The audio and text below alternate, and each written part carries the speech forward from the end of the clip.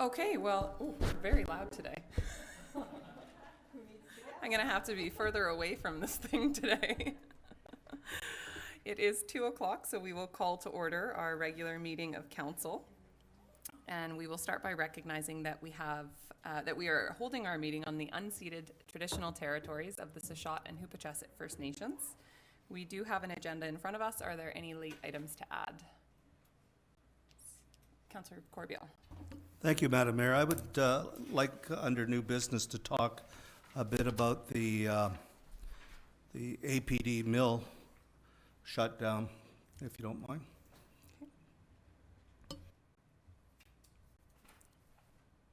Okay. Is it a notice of motion for the next meeting or a request for information? I think it's just a request to have a meeting. Okay, thanks. Any other items from councillors? Seeing none, any items from staff? No, Madam Mayor. Okay, thank you. Then would somebody like to move approval of our agenda as amended? So move, Madam Mayor. Second. Thank you. Moved by Councillor Corbeil, seconded by Councillor Poon. All in favor? Carried. Okay. And now on to the Mayor's annual address on behalf of Council. So, on behalf of Council for the City of Port Alberni, I am happy to present the final Mayor's address of this Council's term. I'll start by recognizing that we continue to hold our meetings on the unceded territories of the Sechot and Huipachesset First Nations, and not just recognizing that, but acknowledging that partnership and reconciliation are the foundations to this community's success. It feels like we blinked and 2021 is just about over. I'm not really sure what happened. While this year has continued to be challenged by the prevalence of the COVID-19 pandemic, our community has remained steadfast and determined in the face of these uncertain times. When I look around the community, I see so many stories of success to celebrate. In our small business sector, we have seen businesses hard hit by the pandemic not only adapt, but thrive, building strength in their business models that didn't even exist prior to COVID. We've seen new businesses excitedly joining our community in times when other communities are struggling with closures. And while we've certainly had our challenges as well, it has been an inspiration to watch the dedicated and determined local entrepreneurs face all that COVID-19 has thrown at them with a we can get through this attitude that is just completely Port Alberni. Our development market has remained stronger than we've ever seen before, with development applications really spanning all sectors, and we're feeling a resurgence of our commercial and light industrial development sectors. Council is grateful to all who are investing in our community and proud to see a broad range of developments choosing Port Alberni. We took significant steps this year on the Key to Key project, completing the public engagement process with plans to begin construction in 2022. The multimodal pathway will provide a safe, inclusive, and high-quality path that enhances the quality of life of all residents of Port Alberni. A cornerstone project in our strategic plan, we are proud to be the council finally advancing this initiative that has been noted consistently in community plans since literally before I was born. We found it recently in a plan from 1983. So something that has really just continued for a long time, and we're really proud to be finally moving it forward. It's no secret as well that Port Alberni continues to experience a unique set of housing challenges. We know that housing issues are complex and will not be solved overnight or by any one single level of government. But Council remains committed to being an active partner through this issue by making available land and incentivizing affordable and supportive housing projects with other tools that we have at our disposal. There is much work to be done in support of the unsheltered homeless population. The recent receipt of $443,000 in funding from the UBCM Strengthening Communities Services Fund enabled the city to directly support youth outreach services, homeless outreach services, drop-in center improvements, and temporary employment for unsheltered homeless. We are happy to be undertaking this work with a series of community partners who are each experts in their respective fields. As the growth of our community continues and more people do choose Port Alberni as their home, it's more important now than ever to build a complete community that ensures no community member is left behind or unable to call Port Alberni their home. In 2019, our region undertook a childcare needs assessment, which highlighted a significant shortage in childcare spaces. The city subsequently made an application for a provincial grant, and we were successful in receiving $2.9 million in grant funding to build a new childcare facility. This facility will provide 88 new licensed childcare spaces in a building adjacent to Roland Arts Centre. We are incredibly grateful to the province for investing in this community, and as well appreciative of the arts community for being an active partner through this process. Additionally, to our project, 3 other local projects were funded by the provincial government for a total of just under 200 new spaces coming to the Valley. Now more than ever, with the labor shortages that we're all experiencing, it's clear that access to proper childcare is the backbone of a successful and thriving economy. And I want to take this opportunity to extend our thanks to all the childcare advocates and providers in this community. Throughout the pandemic, we have watched our neighbors struggle. Throughout the province, we've watched our neighbors struggle with the additional fire and storm-related emergencies, highlighting the importance of a local green innovation as a key to tackling climate change. Council continues to focus on balancing economic, environmental, and social benefits to become more sustainable and better prepared for extreme weather events as they continue. And on this topic, we are proud this year to have finally implemented, in collaboration with the ACRD, our 3-stream waste and compost system. The implementation of this system has made a drastic reduction in the amount of waste going to our local landfill. And it's expected to significantly extend the life of our landfill while still remaining the second most affordable 3-stream service on Vancouver Island. It's a great example of what we're able to achieve when our governments collaborate and work together. On to a more difficult topic, I want to touch on the significant events that continue to unfold across the country with the tragic discoveries of grave sites at residential schools. While this is not directly related to city business, we know how close our community's ties are with this issue and how deep of an impact these discoveries have on members of this community. I'd like to extend Council's condolences to all who continue to be hurting from these findings. We know that there are challenging days ahead as the local site on Sechat's Reserve begins their research and explorations. And we want you to know that we are here and we are committed to supporting in whatever way we are able to through the days ahead. 3 years ago, this council was elected and shortly after developed an ambitious strategic plan, or so we were told. It was ambitious. In the past 12 months, so many of the initiatives from this plan began to really take shape. On behalf of Council, I would like to extend a huge thank you to the fantastic staff that we have at the City of Port Alberni, whose work continues to bring our plan to life. And personally, I would like to extend my thanks to each member of our Council. Our ability to work together through all the challenges that have been thrown at us and remain committed to the vision is something I think we should all be really proud of. And of course, I couldn't close this address without directly mentioning the SOMAS lands. One of Council's goals and a primary focus since shortly after being elected in 2018 was realized with the purchase of the 43-acre site of the former SOMAS sawmill division. Remediating and redeveloping these lands in a way that recognizes both the current and future needs of our vibrant community represents a fundamental shift for the City of Port Alberni. And Council is thrilled to be embarking on a project that will create permanent public access to the waterfront and park space for the people of the Alberni Valley to enjoy, while we enable the redevelopment of this site at its highest and best use. Every day, we continue to see new people choosing Port Alberni as their homes. And as a council, we are optimistic about the days ahead, and we feel truly grateful to lead this community during these exciting times. And lastly, and also sadly, I can't ignore that today is the last meeting of our current CAO, Tim Ply.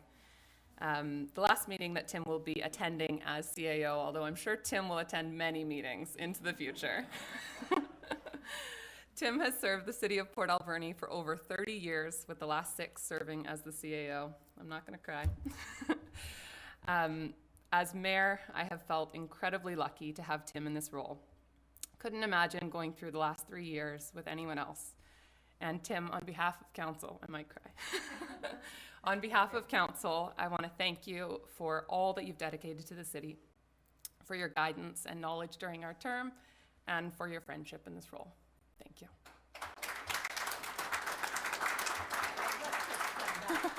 Okay. Well, stand.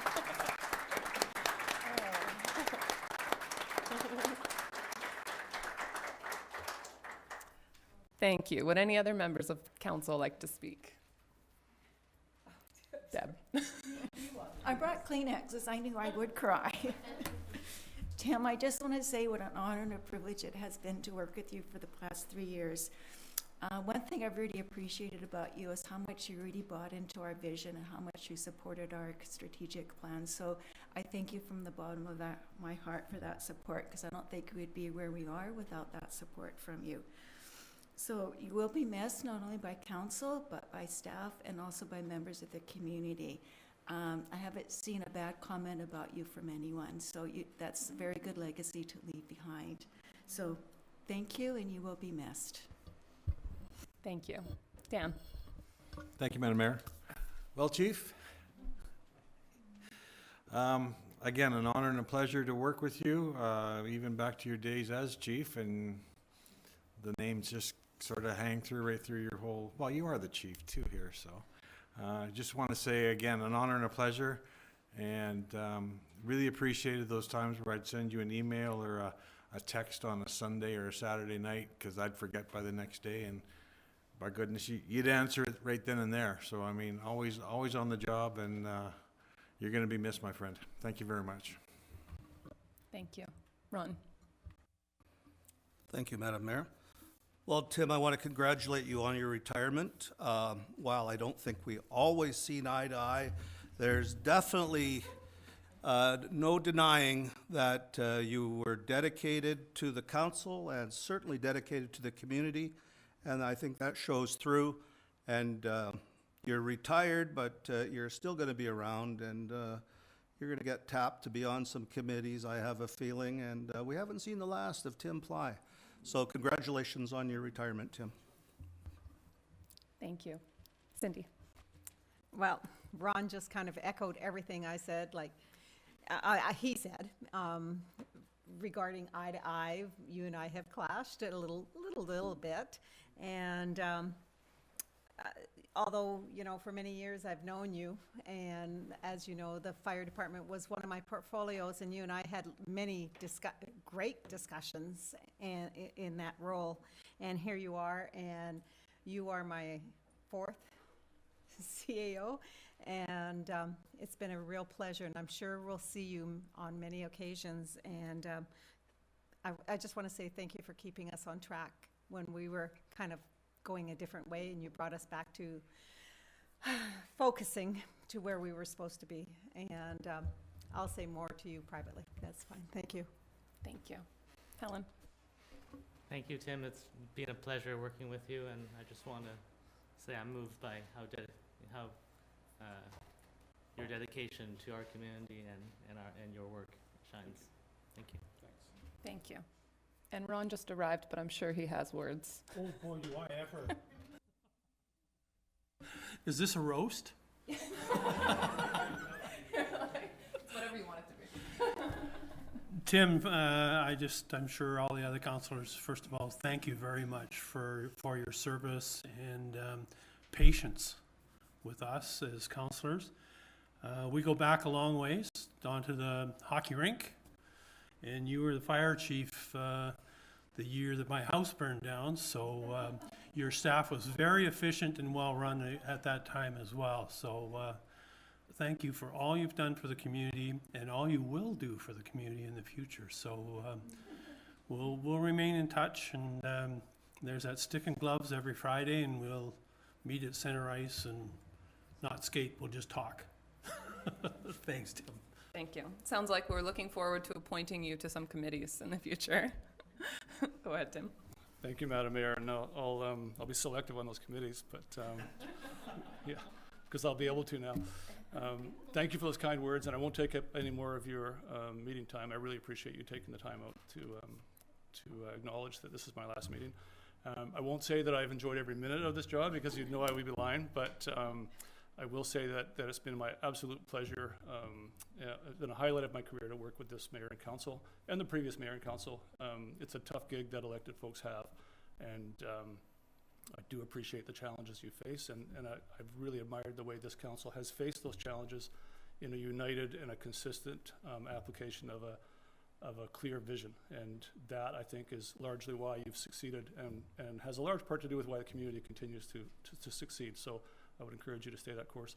And if I may, Madam Mayor, I'd also like to thank you for trusting me, allowing me to lead the city's awesome staff team, from the senior-most managers to the folks with the tools in their hands. We have a really dedicated team who care about the services they provide, and it's been just a joy for me to work with them.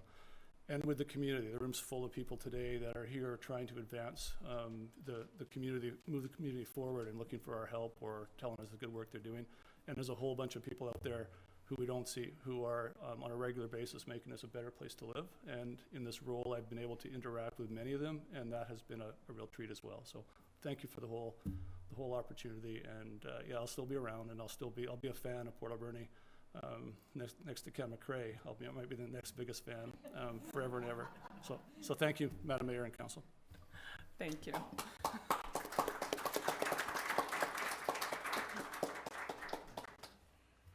Thank you. Moving on, we have adoption of minutes. So we have minutes from the special meeting held at 9:30 a.m. and the regular meeting held at 2 p.m. on November 22nd, 2021. We have minutes from the special meeting held at 11 a.m. on November 29th, 2021, and the special meeting held at 2 p.m. on December 6th, 2021. Seconded by Councillor Solda, seconded by Councillor Poon. Any comments on the minutes? Seeing none, all in favor? Carried. Thank you. And this brings us to public input period, which is an opportunity for members of the public to address council on topics of relevance to City Council. A maximum of 4 speakers for 3 minutes each will be able to be accommodated. Would anybody like to speak today? Okay. Thank you. Then we'll move on to our delegations. And the first one we have from ADAPS. Come on forward.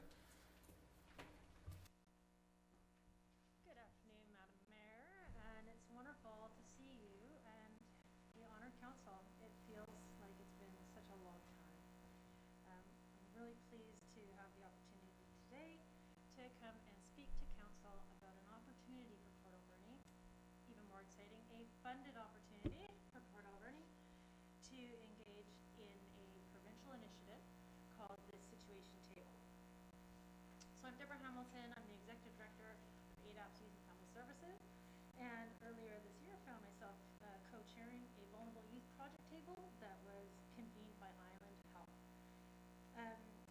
That table was approached by the Community Prevention and Gang Reduction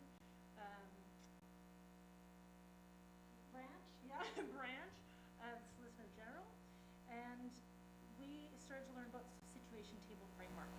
What we learned was very compelling, and we felt that it would be an exceptional fit for the work that we're trying to do in Port Alberni.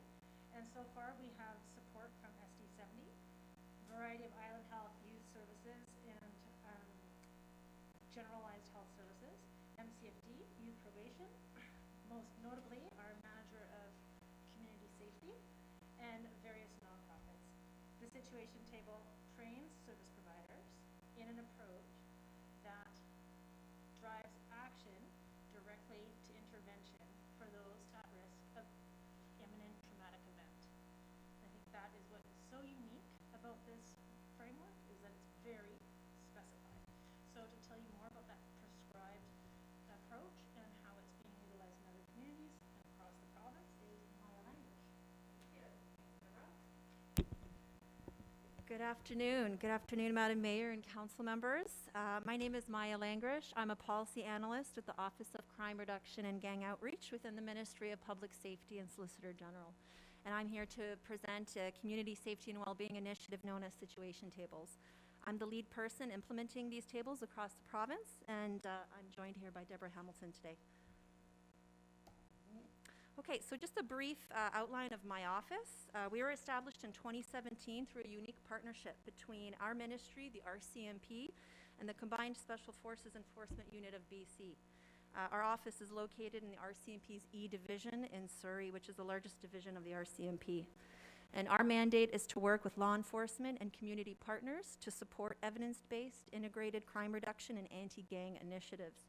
And so a big focus for us is supporting the concept of community safety and well-being through initiatives such as situation tables. Now, expanding the situation table model to interested communities such as yours is an action item identified in our mandate letter. Furthermore, the Ministry of Mental Health and Addictions is also mandated to support us in this initiative. So I want to talk about this report right here called Getting Serious About Crime Reduction.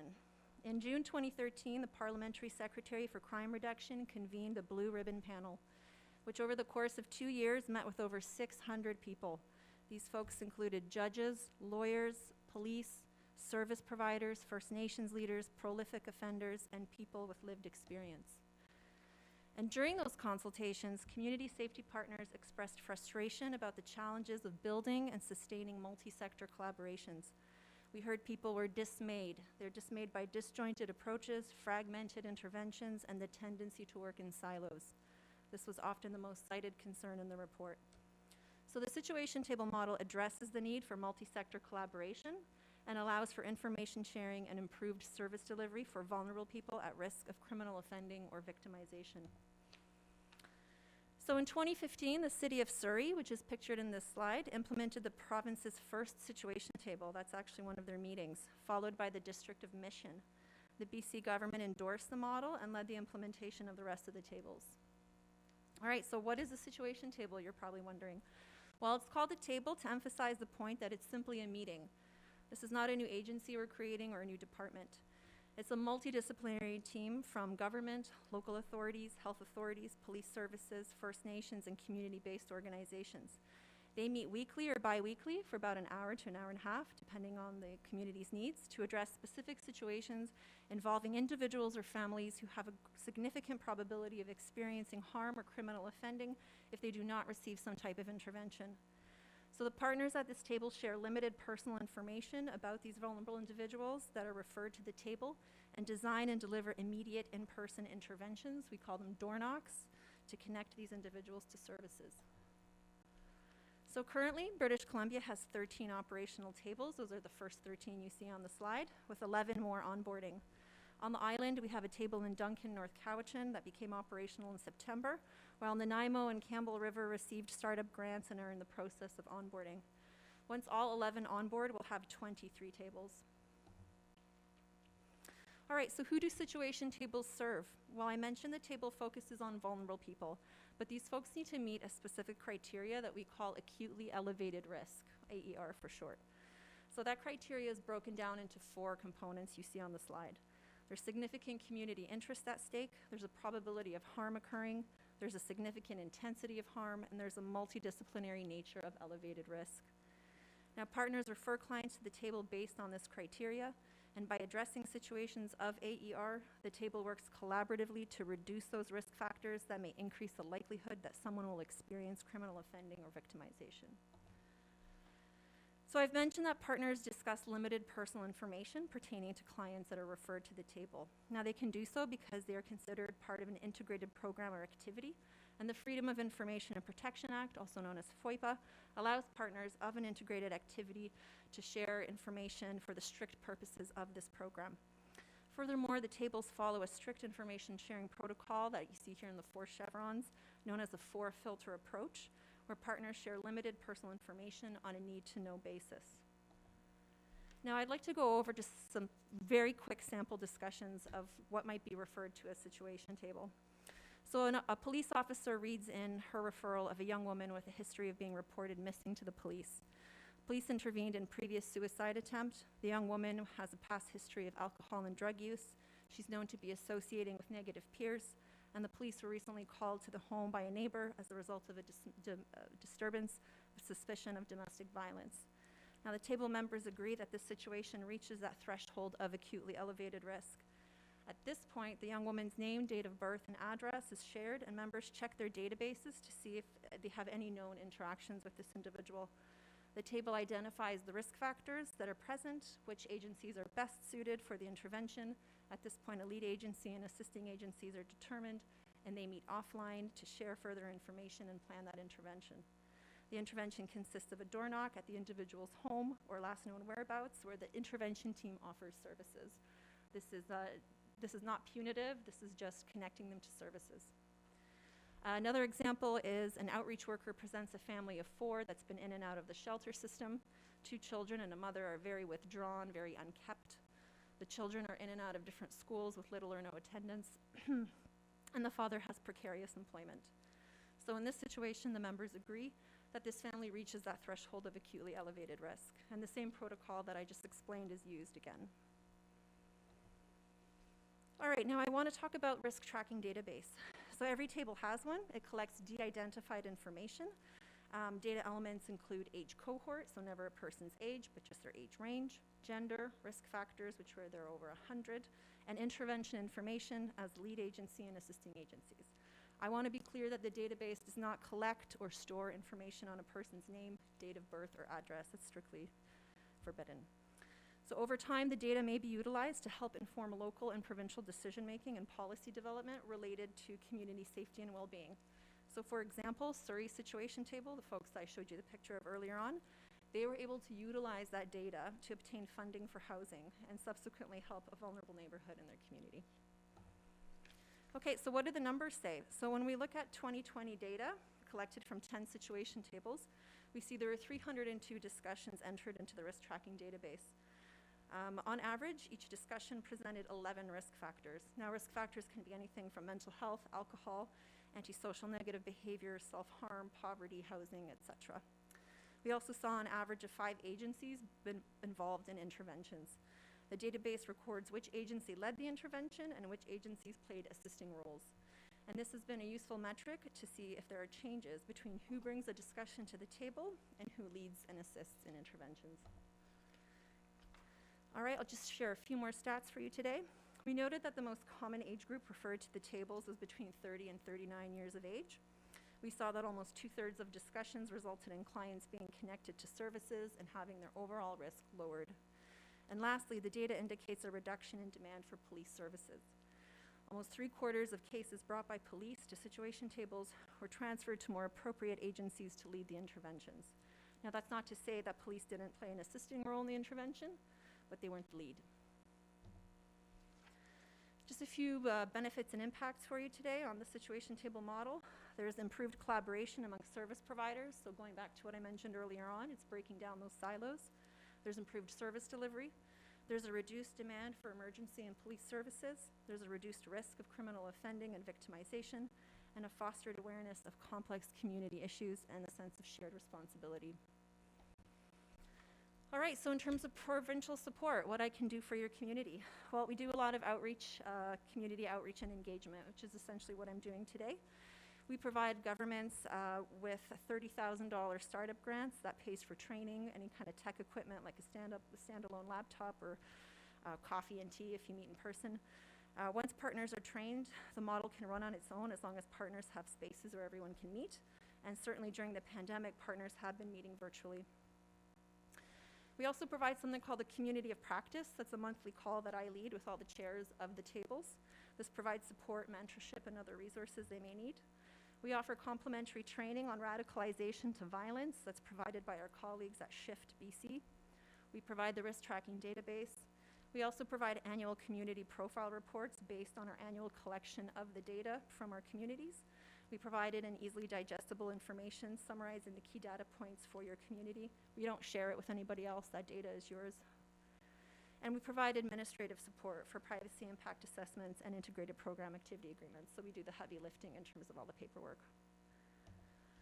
All right, we're coming to the end of my presentation. So in terms of next steps, we would like to ask the City of Port Alberni for its support on this initiative. I have a template letter of support. I'm happy to share it with you. Of course, you don't have to use it. It's just suggested content.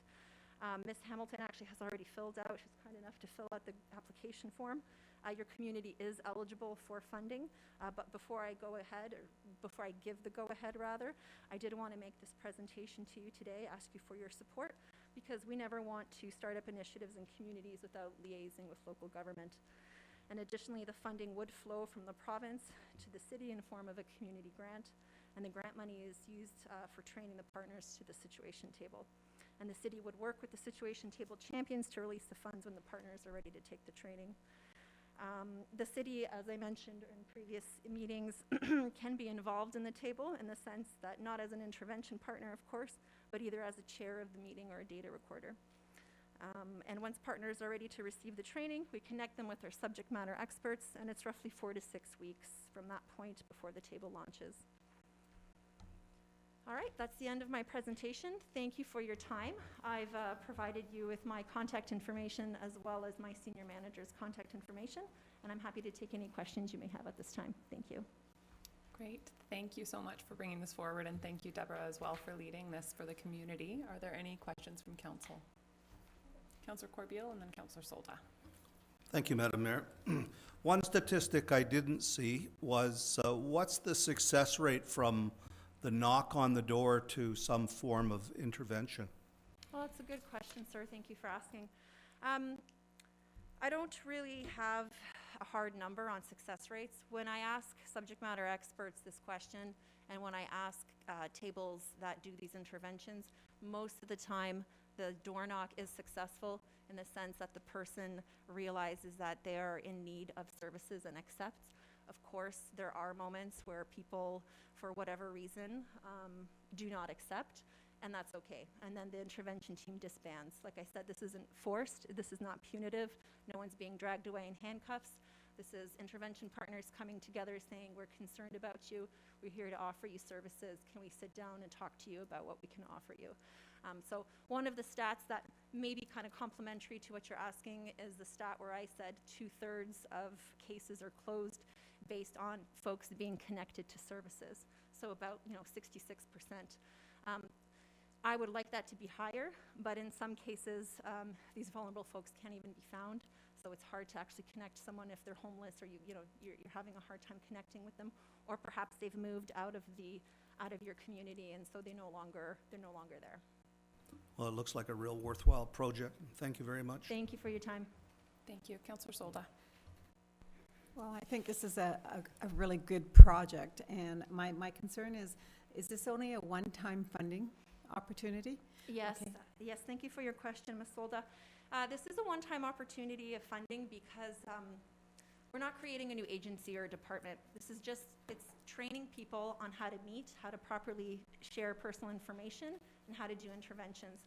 And the way we are training right now is we're trying to instill corporate memory in the community so that if there's turnover in intervention partners, there is existing memory within the mentors that we're going to train and teach so that this model and this information stays within the community. Certainly, I have provided communities with supplemental funding for training after several years if they've kind of lost their way with the model. But we don't provide year-over-year funding because it's not needed. Because once people know how to speak and do the interventions, then it really runs on its own, especially now with the pandemic, people are meeting virtually. Okay, so my other concern too is once intervention happens, and say if the person has to go to a facility to get more help, coming back, they lose their way again, right? There seems to be nothing there to help support them to continue on for what they had done through the intervention and that. That's right. So you're referring to more like chronic cases. Yes. And certainly I do have certain tables that have highlighted that to me. That to me speaks more of a systemic barrier. So that's an area where our tables can advocate to me, and then I can advocate and bring this higher to my assistant deputy minister or minister about systemic barriers that are affecting communities. So as much as the situation table doesn't really attack the systemic barrier side, if the tables are receiving over and over again chronic cases, they highlight that to me, and I'll try my best to bring that kind of awareness to the people that need to hear about it. I like to say that I have quote-unquote power now because it's a mandated commitment. So people in higher places are listening. So as much as I'm, a bottom level policy analyst, the fact that I'm the only one running this program, there's a lot of focus and attention now from our minister and our deputy minister on this program. So I can always highlight specific things that communities are needing, or if they're experiencing systemic stresses, then I can highlight that as well. It's just that I know a lot of people who have the chronic and they have gone away to get help. And then when they come back, they're either homeless on top of that, so they can't find a place, so what's the best thing to do? Let's just, That's the right. So cycle continues. they would be referred back to the table based on different needs. And if they're Okay. at that acutely elevated risk again, the table would mobilize and assist that person. And then the partners that are part of that intervention would likely case manage that person if it fits their mandate. So they would And- be done away from the table within their own mandate. Will this also, one last question, will this also help the families? Because there's Yes. so many families that have been affected by that one person, you know, and so it's become more than just one. So the situation table does address either individuals or families. So Okay. it does, Super. it's a wide net. Thank you. Thank you. Madam Mayor. Councillor Haggard. Thank you, Madam Mayor. Deborah, I was just thinking, I hadn't seen you for a while, and here you are.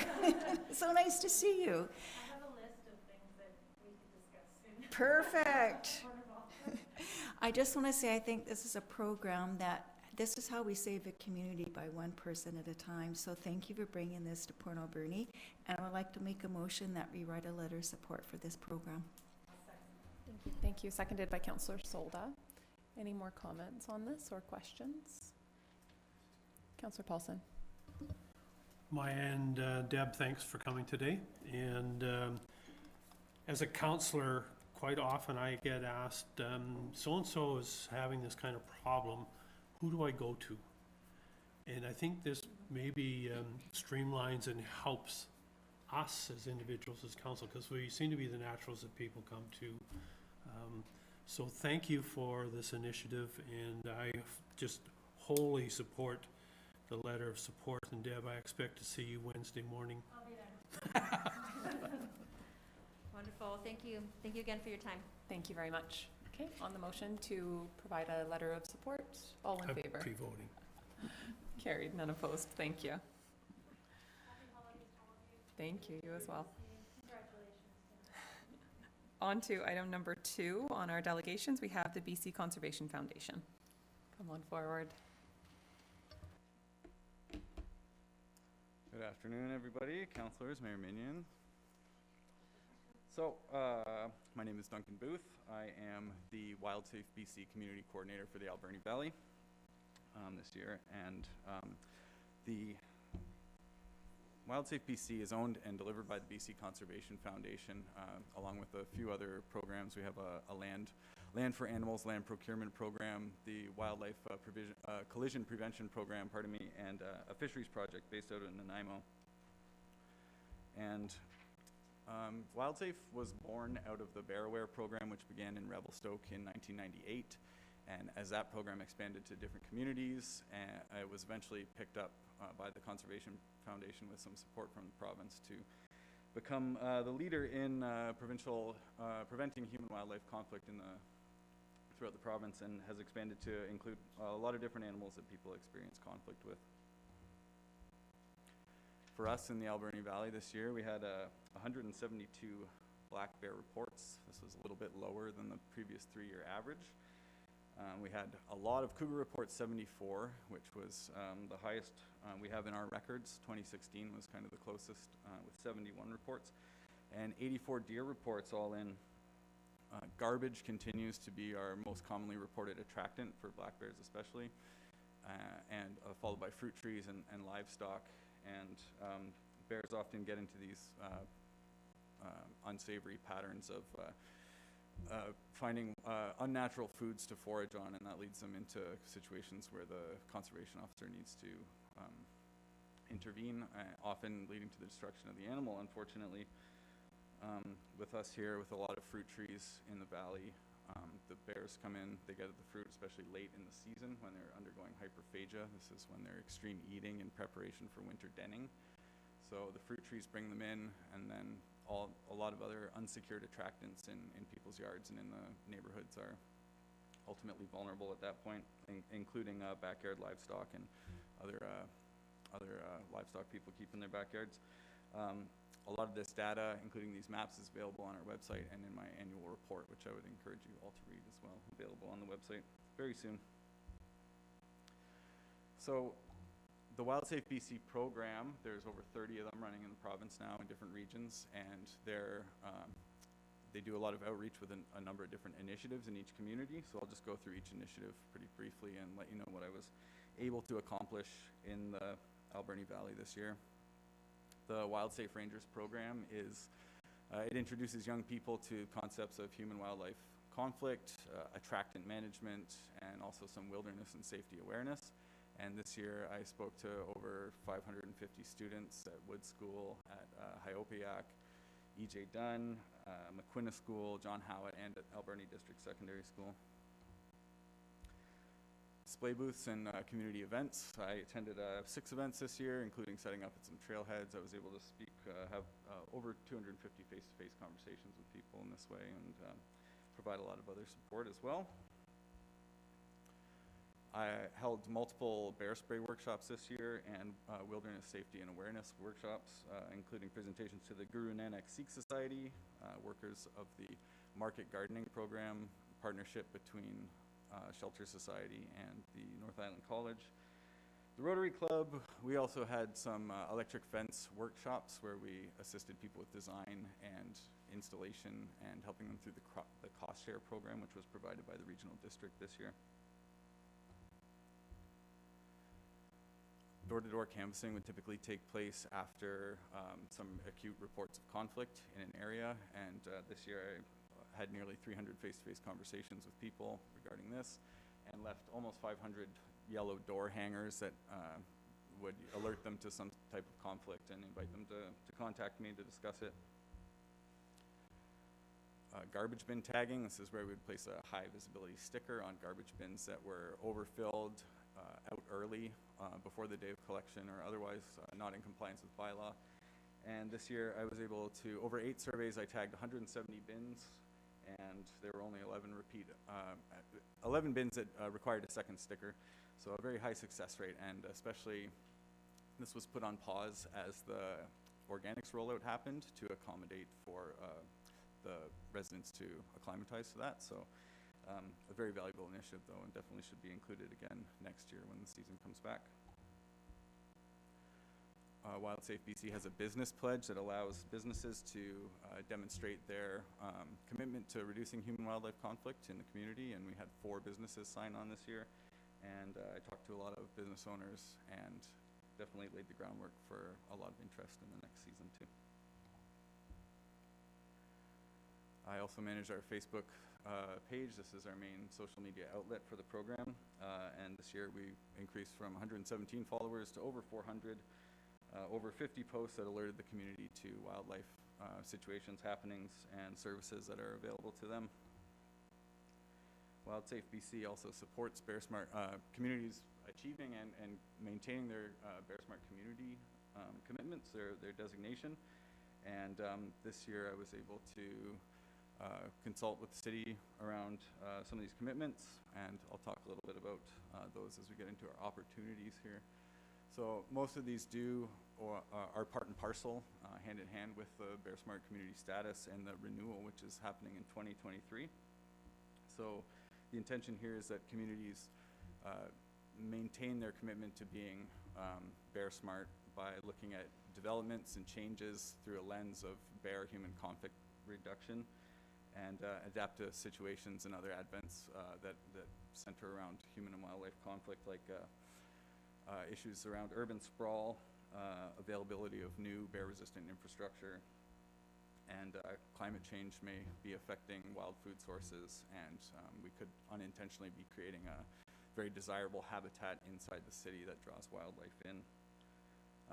This year, the city had taken an interest in modifying some garbage bins or providing some bear-resistant infrastructure that attempted to balance a variety of needs, such as disability access and household dumping deterrent, as well as being bear-resistant. And it had appeared that some of these were accessed, but everybody's aware already. This is kind of a bit of a moot point, but I did have some conversations, and it seems like everything is going in the right direction. This is a good opportunity to review all the bear-resistant infrastructure in the city, and hopefully Wild Safe BC can provide a supportive role in going forward with that. As well, The Gleaning project, the Alberni Valley Gleaning project, disbanded very early this year due to a lack of volunteer power. This is a pretty vital initiative in the community because fruit trees are our second biggest attractant, and in my opinion, they're underreported and they're sort of viewed as less severe than bears getting into garbage. But it definitely, the two go hand in hand. It can be a very dangerous situation. So the Gleaning project could use as much support as it could going forward to help with the sheer amount of windfall fruit that occurs on the city property and private property. The electric fence cost share program that's provided by the ACRD, I think that this is another initiative that is really great.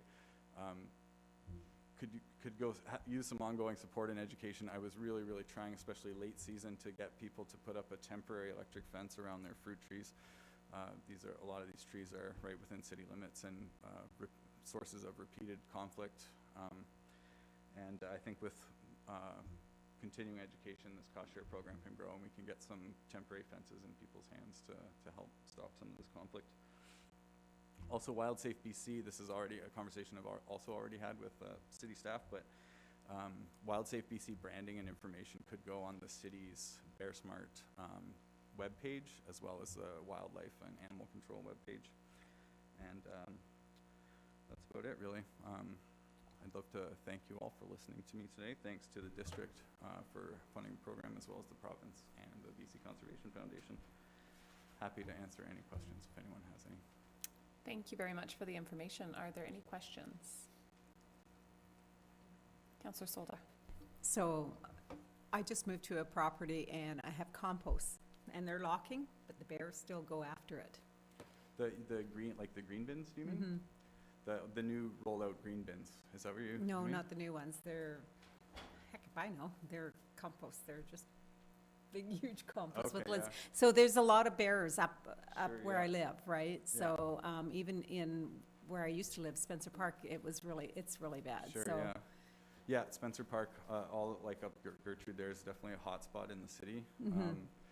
Those compost bins, yeah, I mean, this could be, and are those are single residence? Yeah, I would encourage you to look at the website for sure, because we have lots of resources on bear-resistant infrastructure. WildSafe BC does bear-resistant product testing at a facility in Kamloops. But compost certainly a big attractant, and as the 3-stream rollout continues to happen, it's most of the bears are slowing down for now, but it's definitely, we're adding one more layer of attractants in, with garbage being our most significant, and the learned behavior of bears, we're putting these containers out of the street. So I think it's something that deserves some continuing monitoring and having WildSafe BC in the conversation along with conservation.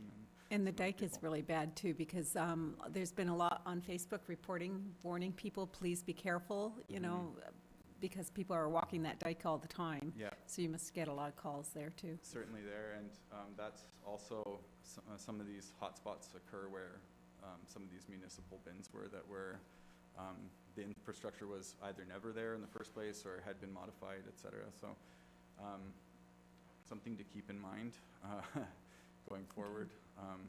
The bins, yeah, and we certainly do have hotspot areas. And I think, you know, the bylaw can attest to that as well. Okay, thank you. You're welcome. Thank you. Councillor Corbeil. Thank you, Madam Mayor.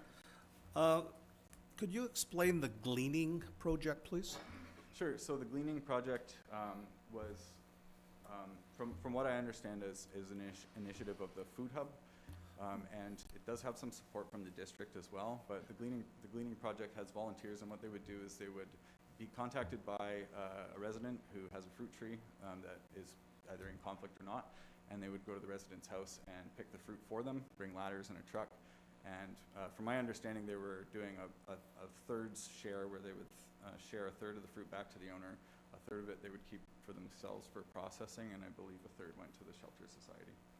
Okay. So they go around, and I mean, there's a ton of fruit trees in town, and there's a ton of people who aren't physically or otherwise able to manage the fruit by themselves. So I would always try and encourage friends and neighbors to help out, try and get on Facebook, share some of that fruit, contact the Gleaning program, and I was really leaning on the Gleaning program, but yeah, they dissolved in August, which was way before most of the conflict around fruit trees happened this year even. Well, that's a great idea. As a matter of fact, I was thinking of the food hubs. I didn't realize they were behind the Gleaning Well, project. yeah, not the processing hub so much, but the Alberni Valley Food Hub and the Transition Town Society, I Okay. think had something to do with it too. I could be wrong, don't. Okay, well, I'll look into it. Thank you. Thank you. I think Transition Town is going to tell us in a minute if they're. Yeah, I saw that. Any other comments from council? Okay, thank you so much, Thank Duncan. you. Appreciate it, and thank you for all the work you've done in the community this year. Happy holidays, everyone. It's you as well. Okay, next up, we have Chris Alemany from Alberni Valley Transition Town. Great. Everything you said is correct. So it's all good. Great. Nice to see you all in person. This is great. My name is Chris Alemany, and I'm here on behalf of Alberni Valley Transition Towns. I gave around my presentation. If you'd like to follow along, that's great.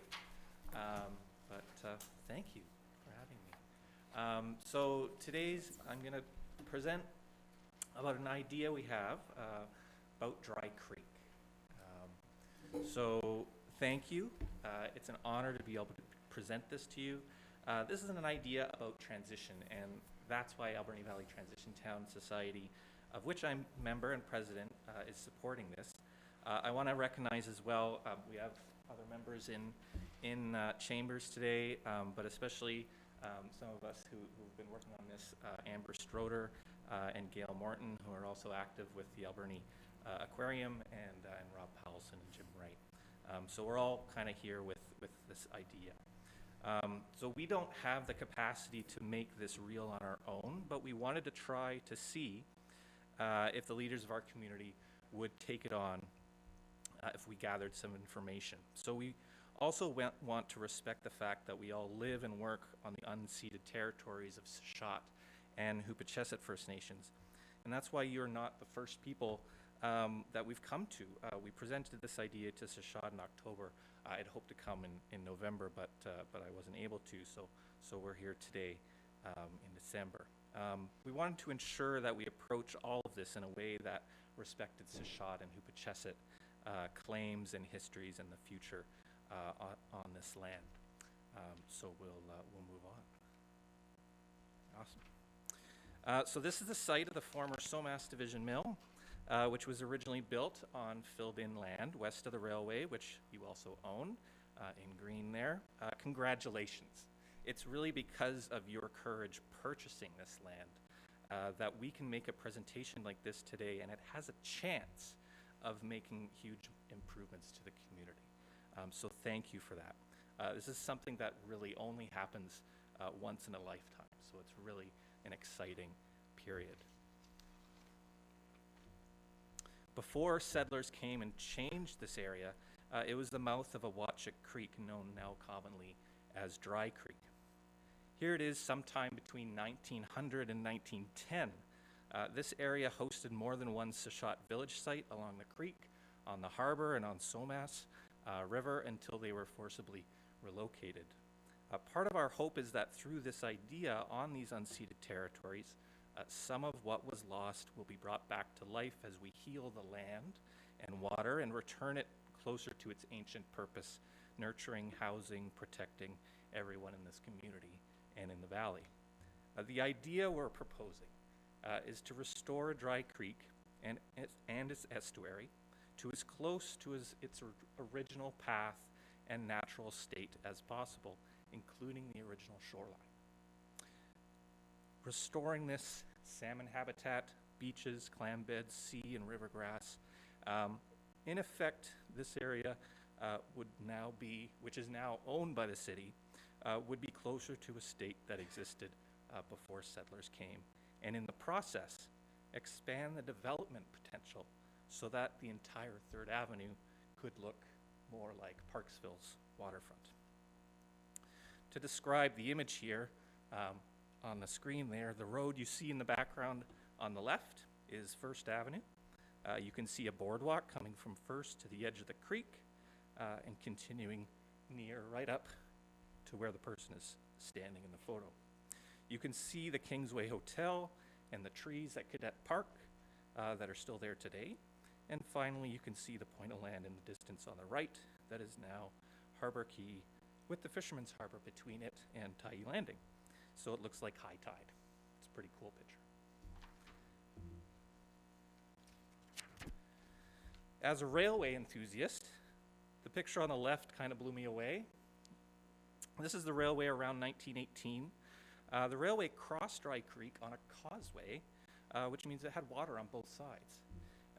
In the picture on the right, you can actually see the railway station and the original mouth of the creek at what appears to be low tide. There's land and seagrasses beyond Tyee Landing. In some other archival pictures, there's actually cows grazing in Dry Creek Estuary, which I had no idea there was such land in that area. In this picture here, the museum's description for this image reads, date 1933. The equipment is starting to change the course of Dry Creek for building of the Bloedel, Stewart, and Welch Mill. So this was done 90 years ago. And what we're proposing is we could do something like this again, sort of in reverse. So as we were looking into this, we're able to find the original plans for the two town sites of Alberni. This drawing is from 1909, possibly updated from the 1800s. It has New Alberni on the right, which became the city of Port Alberni. If we zoom in, this shows the original path of Dry Creek, running close to Dunbar as it does now, and emptying into the harbor roughly in line with Strathern. And we can see the original shoreline of the harbor, and this matches well with the pictures that we saw before. So what we propose is to actually restore everything from Tyee Landing all the way over to what's now the wood chip pile, and stretching back all the way to 3rd Avenue. After major flooding in 2006, it was clear something had to be done, and major work was completed to improve the flow of the creek in 2015. The bend of the creek at Smitty's is probably about where the river was actually diverted 90 years ago. What if that was actually the shoreline for the harbor? What if the view from Smitty's looked something a little bit more like the picture on the right, which is from the restored estuary in Nanaimo, which hosted all sorts of coal infrastructure and other things. As dramatic as that change may seem, it is possible. So this is your vision of Tyee Landing and Somas Mill site, and again, this is an amazing vision, and it's something that's possible now. It has residential and business space, a walking path, even restored areas of the creek. So we share much of the same vision. But here it is, maybe a little bigger. The light blue area would be the restored river, the gray area restored beach, estuary, and riverside. The red shaded area is land that now becomes waterfront or riverfront. You can still see the outline of the Somas Mill site there in the water, and it's about 40 acres, 43 acres. The new red shaded area along 3rd, including Tyee Landing, all the way to Redford Street, is also 40 acres, except it stretches all the way up the hill, of course. We propose the city plan to purchase the remaining land needed to restore the original shoreline of the harbor, rehabilitate its capacity for the estuary and the river, restore the shoreline, and then pursue redevelopment of the new waterfront along 3rd Avenue and 4th and on up the hill. The impact would be immense. Harbor Key is modeled after Granville Island. This development would take the next step. This would be like our own False Creek.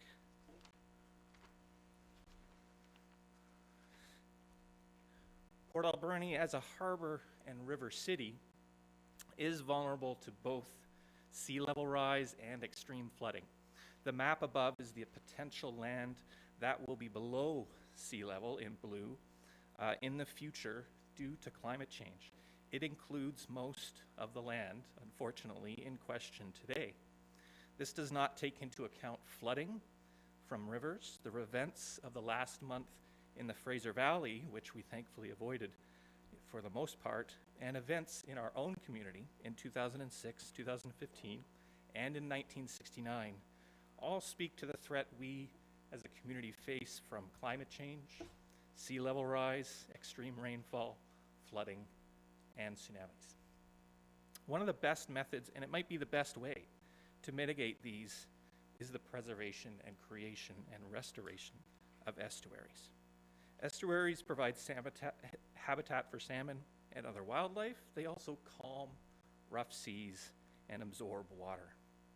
They provide recreational and commercial opportunities and a desirable place to live. This might seem too big, but it's work that has been done in many communities on Vancouver Island, in Vancouver, including right now in Courtenay. There are billions of dollars available in grants from multiple levels of government to pay for cleanup of contamination and for the work of restoration itself. Two more. One, on top of all the benefits we've mentioned, perhaps partnering and restoring this land and redevelopment would heal some old wounds in more than just the environment. This land was not empty before settlers came. We hope that both the process and the act of restoration and redevelopment of this area would be an act of reconciliation. And we would encourage you to pursue all of this with First Nations if that's their wish as well. So thank you. This won't all happen immediately, of course, but it can happen over time. It is a broad vision that needs planning and commitment. It makes sense to have it in the official community plan, and that's what we would ask for you to consider as you move forward in that process. If Harbor Key is our Granville Island, then Dry Creek is our False Creek.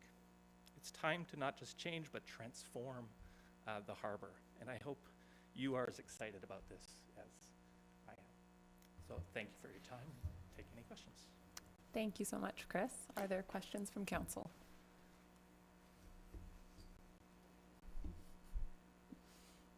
Okay. Great. I want to really thank you for putting this together and Transition Town as well for having you present. It is a really inspiring vision and I think that it has given us a lot to think about for sure. I'll be curious to hear as well and I can connect directly with Sashat but to hear what their thoughts on it were as well. Yeah. Absolutely. Thank And you. I have to say, if I may, Madam Mayor, congratulations to Mr. Pott. Absolutely. Thank you. Thank you very much, Chris. Okay, that's the end of our delegations for today. We have no unfinished business, so we'll move on to staff reports. Item number 1 is accounts. Councillor Washington. Thank you, Madam Mayor. I move that the certification of the Director of Finance dated December 13, 2021 be received and checks numbering 149530 to 149676 inclusive and payments of accounts totaling $1,789,273 be approved. Second. Thank you. And if you don't mind, Madam Mayor, I would like to ask the Director of Finance to give us some highlights on where we spent $1 million. Absolutely. Thank you, Madam Mayor. So within the approval here today, there is 3 items that account for 50% of the total. And one is the Vancouver Island Regional Library. That's our quarterly payment for about $200,000. Another one was for a down payment on our fire truck number 1 pumper that was approved last August, and that was $387,000. And finally, we have the Coal Creek Phase 3 and 4 combined sewer separation, and that was a contract payment for work done, and that was just over $300,000. So those 3 items account for over half of the expenditures. Okay. Thank you very much. Are there any other questions or comments? Seeing none, on the motion, all in favor? None opposed, carried. Okay, and item number 2 from the Director of Corporate Services, we have the 2022 regular council meeting schedule and committee commission meeting schedules and appointments. Thank you, Madam Mayor. So a report is before council so that you consider your regular meeting schedule as well as committee commission appointments, including acting mayor appointments.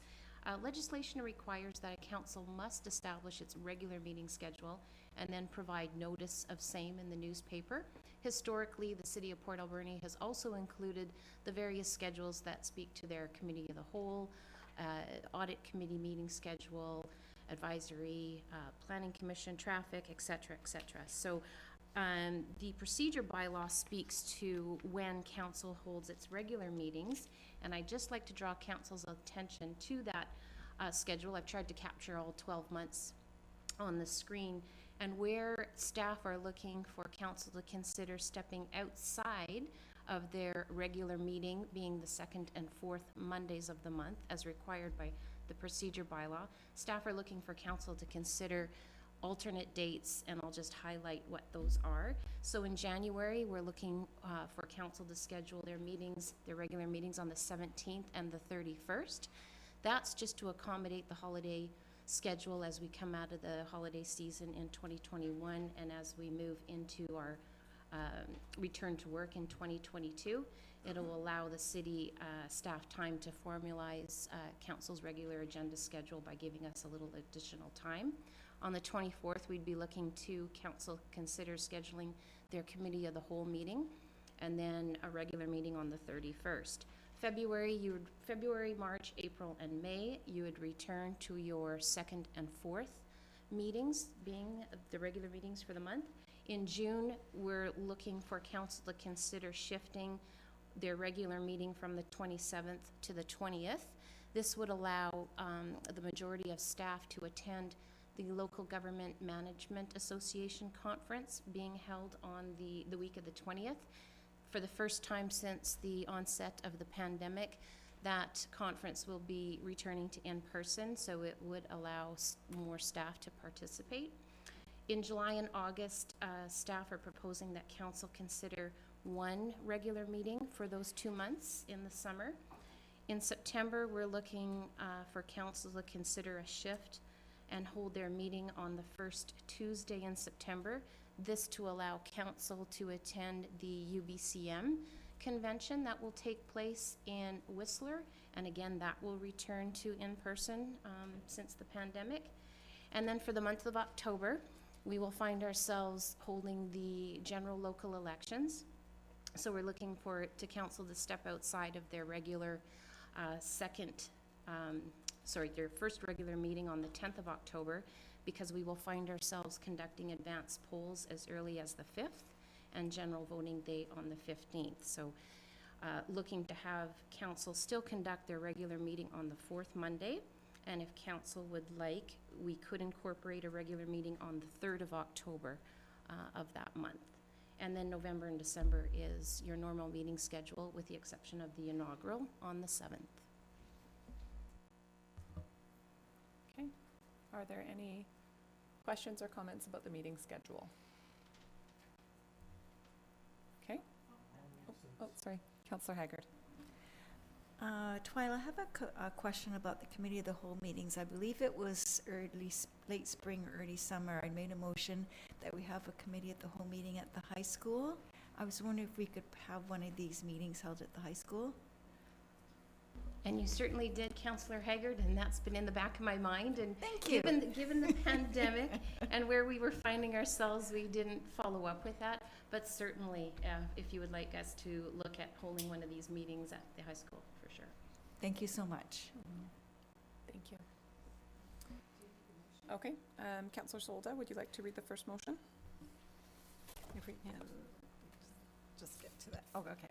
Madam Mayor, I move that the 2022 regular meeting schedule of the City Council be approved as shown on the Schedule A, and that staff be authorized to publish notice of availability of the schedule. Second. Seconded by Councillor Poon. Seeing no comments, all in favor? None opposed, carried. And do you want to continue? I'll move that the 2022 meeting schedules for the Committee of the Whole, Audit Committee, Advisory Planning Commission, Advisory Traffic Committee, and Alberni Valley Heritage Commission be approved as circulated. Second. Seconded by Councillor Poon. Any comments on this one? Seeing none, all in favor? None opposed, carried. And C, I move that the 2022 acting mayor appointments of committees and council representatives to public bodies, commissions, and select committees be approved as circulated. Second. Seconded by Councillor Poon. Are there, thank you, Councillor Washington. Thank you, Madam Mayor. Just a little shuffle. In the audit committee, it's Ron Corbeil that's on the audit committee, not to Ron Paulson. They've got Councillor Paulson listed as a member of the audit committee. Oh, yes, sorry, that is a change because of the regional district change. Yeah. So Councillor Paulson Oh, okay. previously was the regional get the district memo, sorry. representative. Councillor Corbeil will be our regional district representative this year, so I swapped the two of them. Plus, I thought Councillor Paulson would like a turn on the audit committee. Oh, yeah, I'm excited. And that way you won't be confused because it's just Ron. That's right. We don't have to remember any new names. Thank you for that, Councillor Washington. Any other comments on this? Okay, I did just want to note that the one major change to our list this year is just that change in regional district representative. And while it's had, you know, some, I think, good and bad, we have over the last, well, every year of our term, changed out the second appointee to the regional district. And I think that it has provided a great opportunity for more members of our council to get an understanding and develop relationships with regional district board members and just really learn better how that level of government operates and look for opportunities for us to work together. So thank you so much, Councillor Paulson and Councillor Haggard and Solda previously, and looking forward to having Councillor Corbeil serve with us this year. Okay, so that is moved and seconded. Are there any final comments? Seeing none, all in favor? Carried, none opposed. Okay, item number 3 from the Director of Corporate Services, we have the 2022 AGM and Convention for the Association of Vancouver Island and Coastal Communities Resolution Notice and Submission Process. Thank you, Madam Mayor. So just wanted to bring this to Council's attention once again. It was received on your Council summary previously. We are approaching the deadline for submissions to AVICC, any resolutions that Council may wish to put forward. So there's a resolution on the agenda page if there's anything that Council would like to identify or contemplate as we approach that January 28th deadline. Okay. So Council, just in when this last came to our meeting, we noted that we might want to consider bringing forward some of the challenges that community members are having with the previously licensed medical personal grow licenses for cannabis, and just some of the challenges that that's bringing to the communities, specifically asking for Health Canada to properly resource their officers to be able to deal with complaints when they do arise, as it's just outside of the control of a local government, but we are typically the ones who end up struggling with the complaints when there's odor issues or other things. So wondering if Council would like to direct something being brought forward on this, or if there's any other items Council would like to bring forward. Councillor Paulson. Nothing more, just I totally agree that I think that we need to spur on through AVICC and UBCM more clarity around the new changing laws with regards to marijuana growth and who's responsible. And yeah, I think it's a good initiative. Yeah, thank you. And it's a bit of a strange one to bring because it is the federal government that is responsible. So going this path, we would be bringing it to AVICC and then subsequently to UBCM if successful. My thought is that there are many BC communities who are struggling with this issue, especially since proper licensing has come in for cannabis cultivation in a number of ways, and our community has enabled that for newly licensed facilities. the challenge remains that there's this old system that exists alongside the new system of regulations, and that system is regulated by Health Canada, but Health Canada hasn't really resourced that to actually regulate. So the regional district, through John McNabb, did put forward, or did have a call with the Minister of Public Safety at UBCM that I attended, and he was a really great advocate in expressing the same frustration and encouraged us to continue gathering communities to bring forward this issue and try to bring it to the federal government's attention to really resource so that we're not at a municipal level stuck kind of trying to tackle an issue that is much bigger than us. Okay. Councillor Corbeil. Madam Mayor, I think when we talked about this before, the odor from marijuana, I believe I mentioned that the city of Campbell River has included odor as part of a nuisance bylaw, and they were trying to enforce it. And I don't know if anybody looked into it, but I thought that might be the vehicle to approach this. I think that's a part of it, and we did request a report from staff to get a general overview of what's working and what's not on this issue. So that report is pending. I think if we direct trying to bring something forward to AVICC, we would likely want to get that report prior to January 28th so that we could use it to inform our resolution that we would put forward. Okay. Twyla, is there any specific direction needed today? No, Madam Mayor, we will move forward with the cannabis in the back of our minds, and thank you to Councillor Corbeil for mentioning the Campbell River issue and recalling the staff report that's required, and it's intended that it be in front of council at your January 17th meeting. Excellent, thank you. Okay. We'll move on to item number 4 from the Director of Parks, Recreation and Heritage. We have the Community Investment Program 2022 recommendations. Thank you, Madam Mayor. So this report in front of you is the annual recommendation from the Community Investment Program Committee for in-kind and cash grants for nonprofit community initiatives. The CIP committee consists of members of the public and 1 member of council, in this case, Councillor Corbeil. And I'd like to bring council's attention to 3 aspects of my report. First, the available amount of over $69,000 is more than twice the budgeted amount of $32,500. This is based on rolling over unspent grants in 2020 and 2021 due to the COVID-19 pandemic curbing many events in community. Number 2, the recommended distribution amount of $41,445 considers current credits on account of almost $10,000. And thirdly, if council approves the grants as outlined in the report, the committee recommends the surplus funds of $27,651.03 be retained for late requests in 2022. Madam Mayor, staff are seeking council approval for the grants as recommended by the CIP committee in the report. Thank you very much. Are there any questions or comments from councillors? Councillor Haggard and then Councillor Paulson. Thank you, Madam Mayor. What would be very, very beneficial to me is the groups that are requesting cash. If I knew specifically what that cash was going to be used for, like it was going to be used for a special event or a one-off project for the community, it would really help me make a better decision. I won't vote against it today, but I think keep it in the mind for next year if I could just have a little bit more information about what those cash is going to be used for. Thank you. Thank you. Councillor Paulson. Just looking at staff time and tents.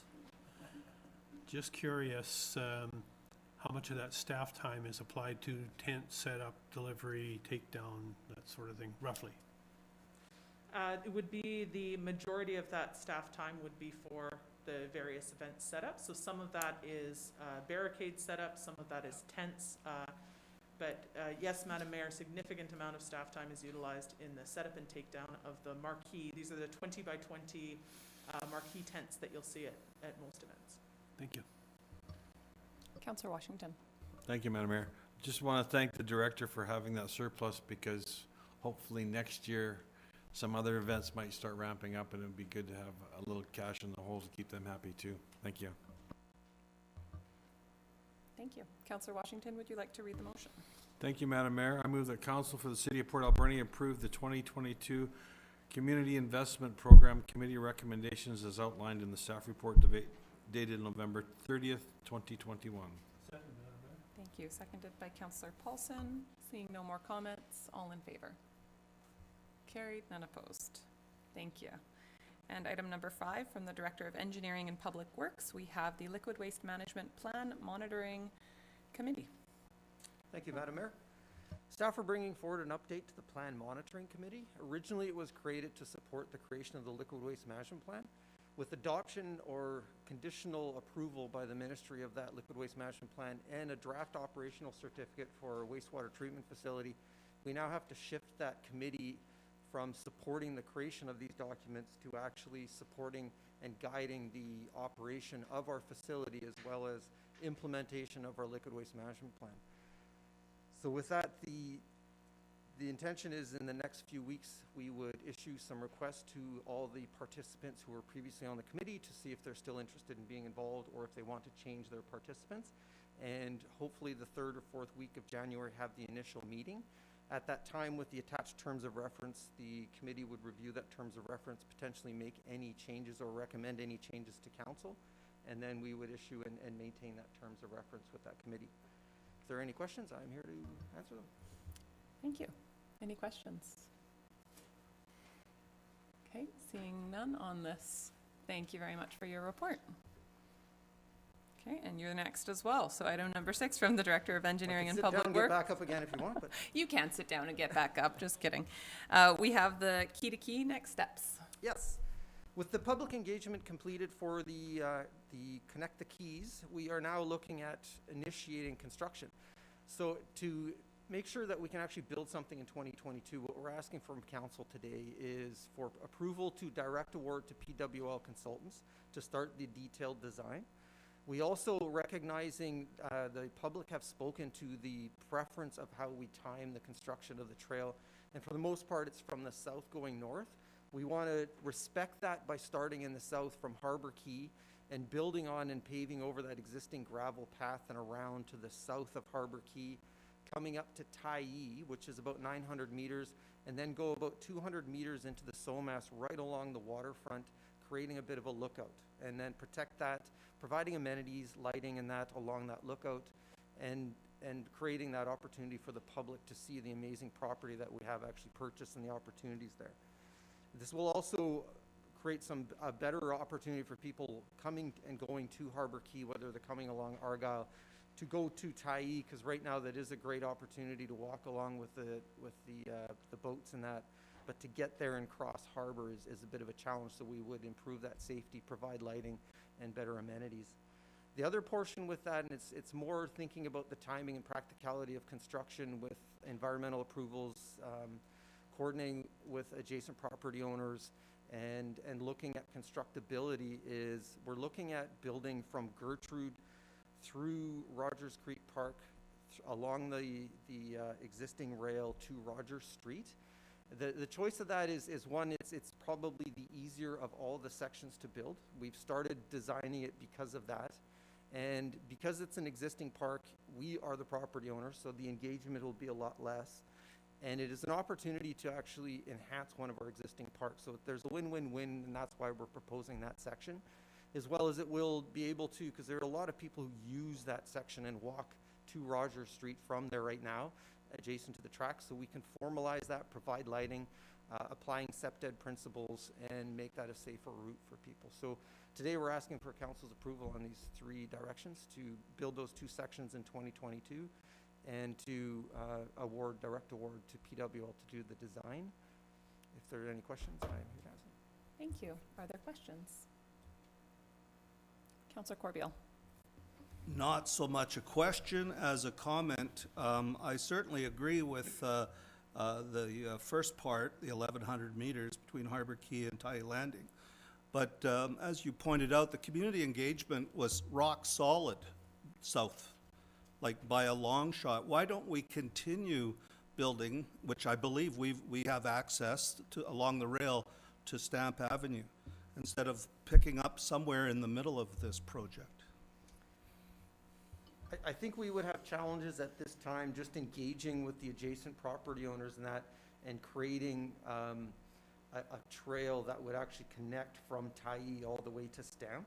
And there's some challenges there as well. As we start constructing, We're looking at our opportunity to make it safer because there is a lot of truck traffic there, and separating the existing truck traffic from a future trail. And we have rails there that we need to deal with, as well as the potential for contamination within those rails. So it's a lot longer time frame to construct that particular section, rather than the section that we're proposing. Who are the landowners that we would have to deal with?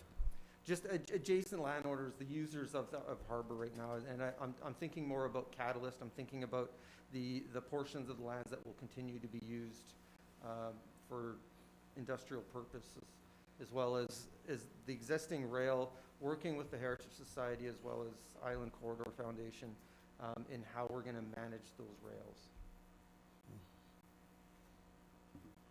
Okay. Other comments or questions? Councillor Paulson.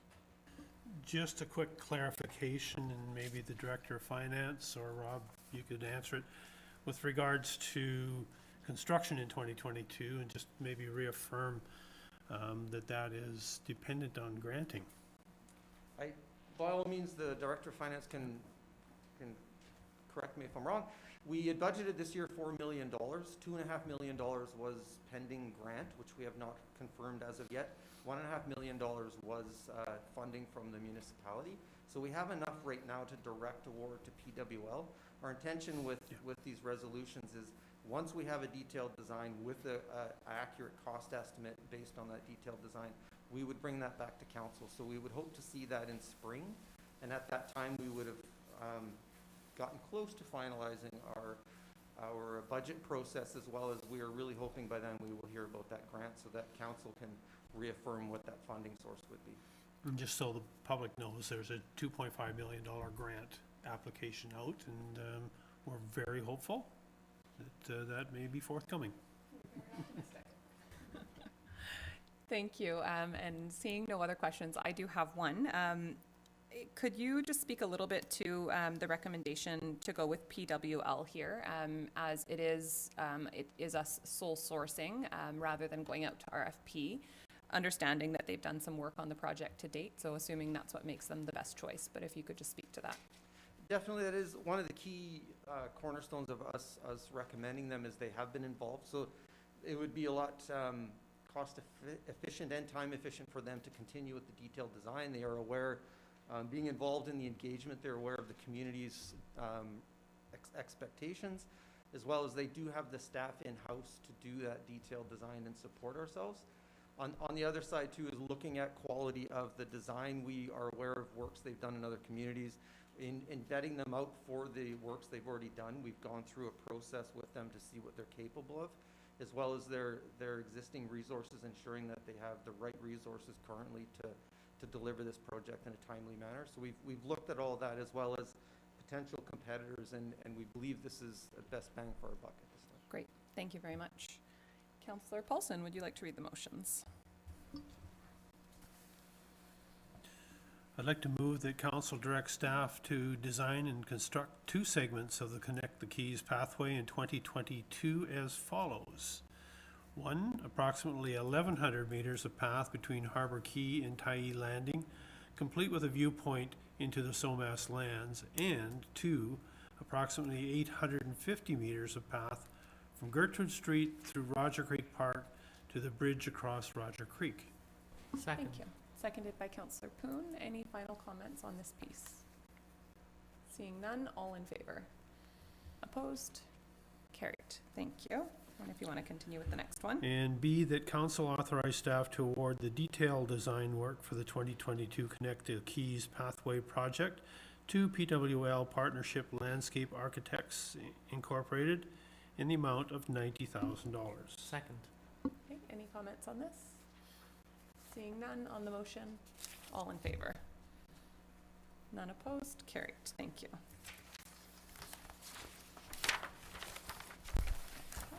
And item number 7 from the Director of Development Services and Deputy CAO, we have preliminary development application for Pacific Mayfair Estates update. Thank you, Council. I just wanted to provide a quick informational report on the substantial application that Pacific Mayfair Estates has made on Upper Bird Street. The city did receive an application for an OCP and zoning bylaw amendment and that's over 3 legal parcels up on Upper Bird Street. The current application did propose approximately 2,300 residential dwelling units, so a pretty significant project, and some commercial space. And although a preliminary review of the application has been carried out by staff, as of today, that staff analysis has not been fully completed, and so the application has not proceeded yet to the Advisory Planning Commission or to City Council in any way. Since the original submission, the applicant's representatives have verbally indicated that they intend to make some substantial changes to the project, and likely changes that would result in changes to what they're actually applying for. Once those changes have been submitted to the city, staff will review those submissions, determine the best process to move forward with the application. Again, once those details have been reviewed, the city will require the proponent to conduct a preliminary engagement session, and those results will be shared with the city. And noting that this is an amendment to the official community planning zoning bylaw, so a formal public hearing will be required, in the process as well. And so it's for council's information, as this is a high-profile project and has kind of been out in the community, and just thought we would want to let you know where it kind of currently sits and what we're understanding. Some changes will be made to it, and I can try and answer some preliminary questions of council if you have. Thank you. Are there any questions? Councillor Paulson. I just want to thank you for the update, because there's a lot of discussion on this project in the community, and I think a lot of people are making assumptions, and it's way too early for that. The project really has not come to council. It's in your capable hands for recommendations back to the developer, and thank you, and I know that you'll be very fruitful in your discussions with them. Councillor Corbeil. Thank you, Madam Mayor. There's a similar big project taking place, or they're starting to talk about it in the Nanaimo, and I noticed that they have a number, and the number escapes me. I think it's 150 people per hectare or something like that. They have a policy. Do we have a policy on the amount of people per hectare? No, we don't have anything like that in our current OCP. I have some generalities about the Nanaimo one. I think they've been looking at that for quite some time. It's a much larger piece of property. I think it's in the range of 700 acres. And there's some other commercial and light industrial components of it, and then some substantial lands being kept undisturbed. But I don't know the details of the Nanaimo one. They've been looking at it for quite some time. I think this is kind of the second proponent to actually look at that big project. Mm-hmm. No, I was just interested that they actually had a number of how many people could be in a probably a hectare, but I don't know if we have something similar. And like I said, I don't know the details. That may be what the applicant is proposing as some overarching goals for the project, but I don't know the details of that. Okay, thanks, Scott.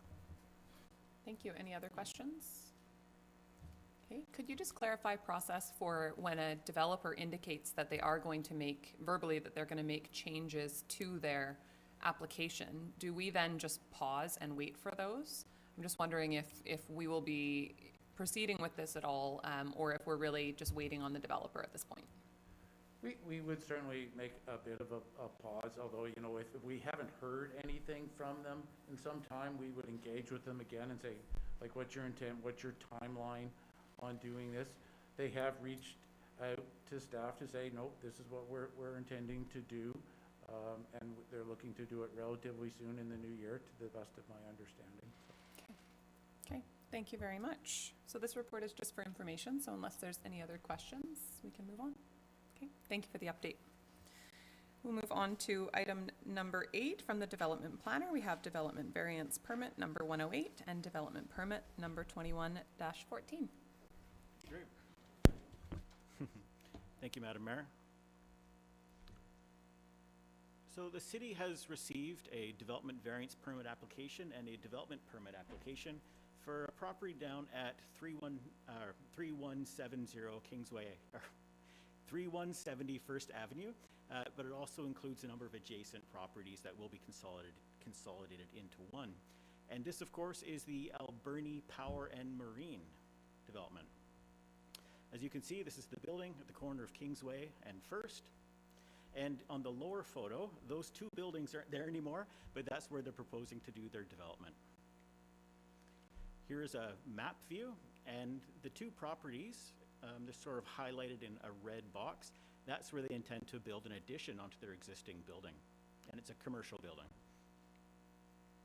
Here is a site plan they've submitted with their development permit, and in the yellow box is where the new addition is going to go, and they'll effectively be doubling the floor space of their operations and of their building.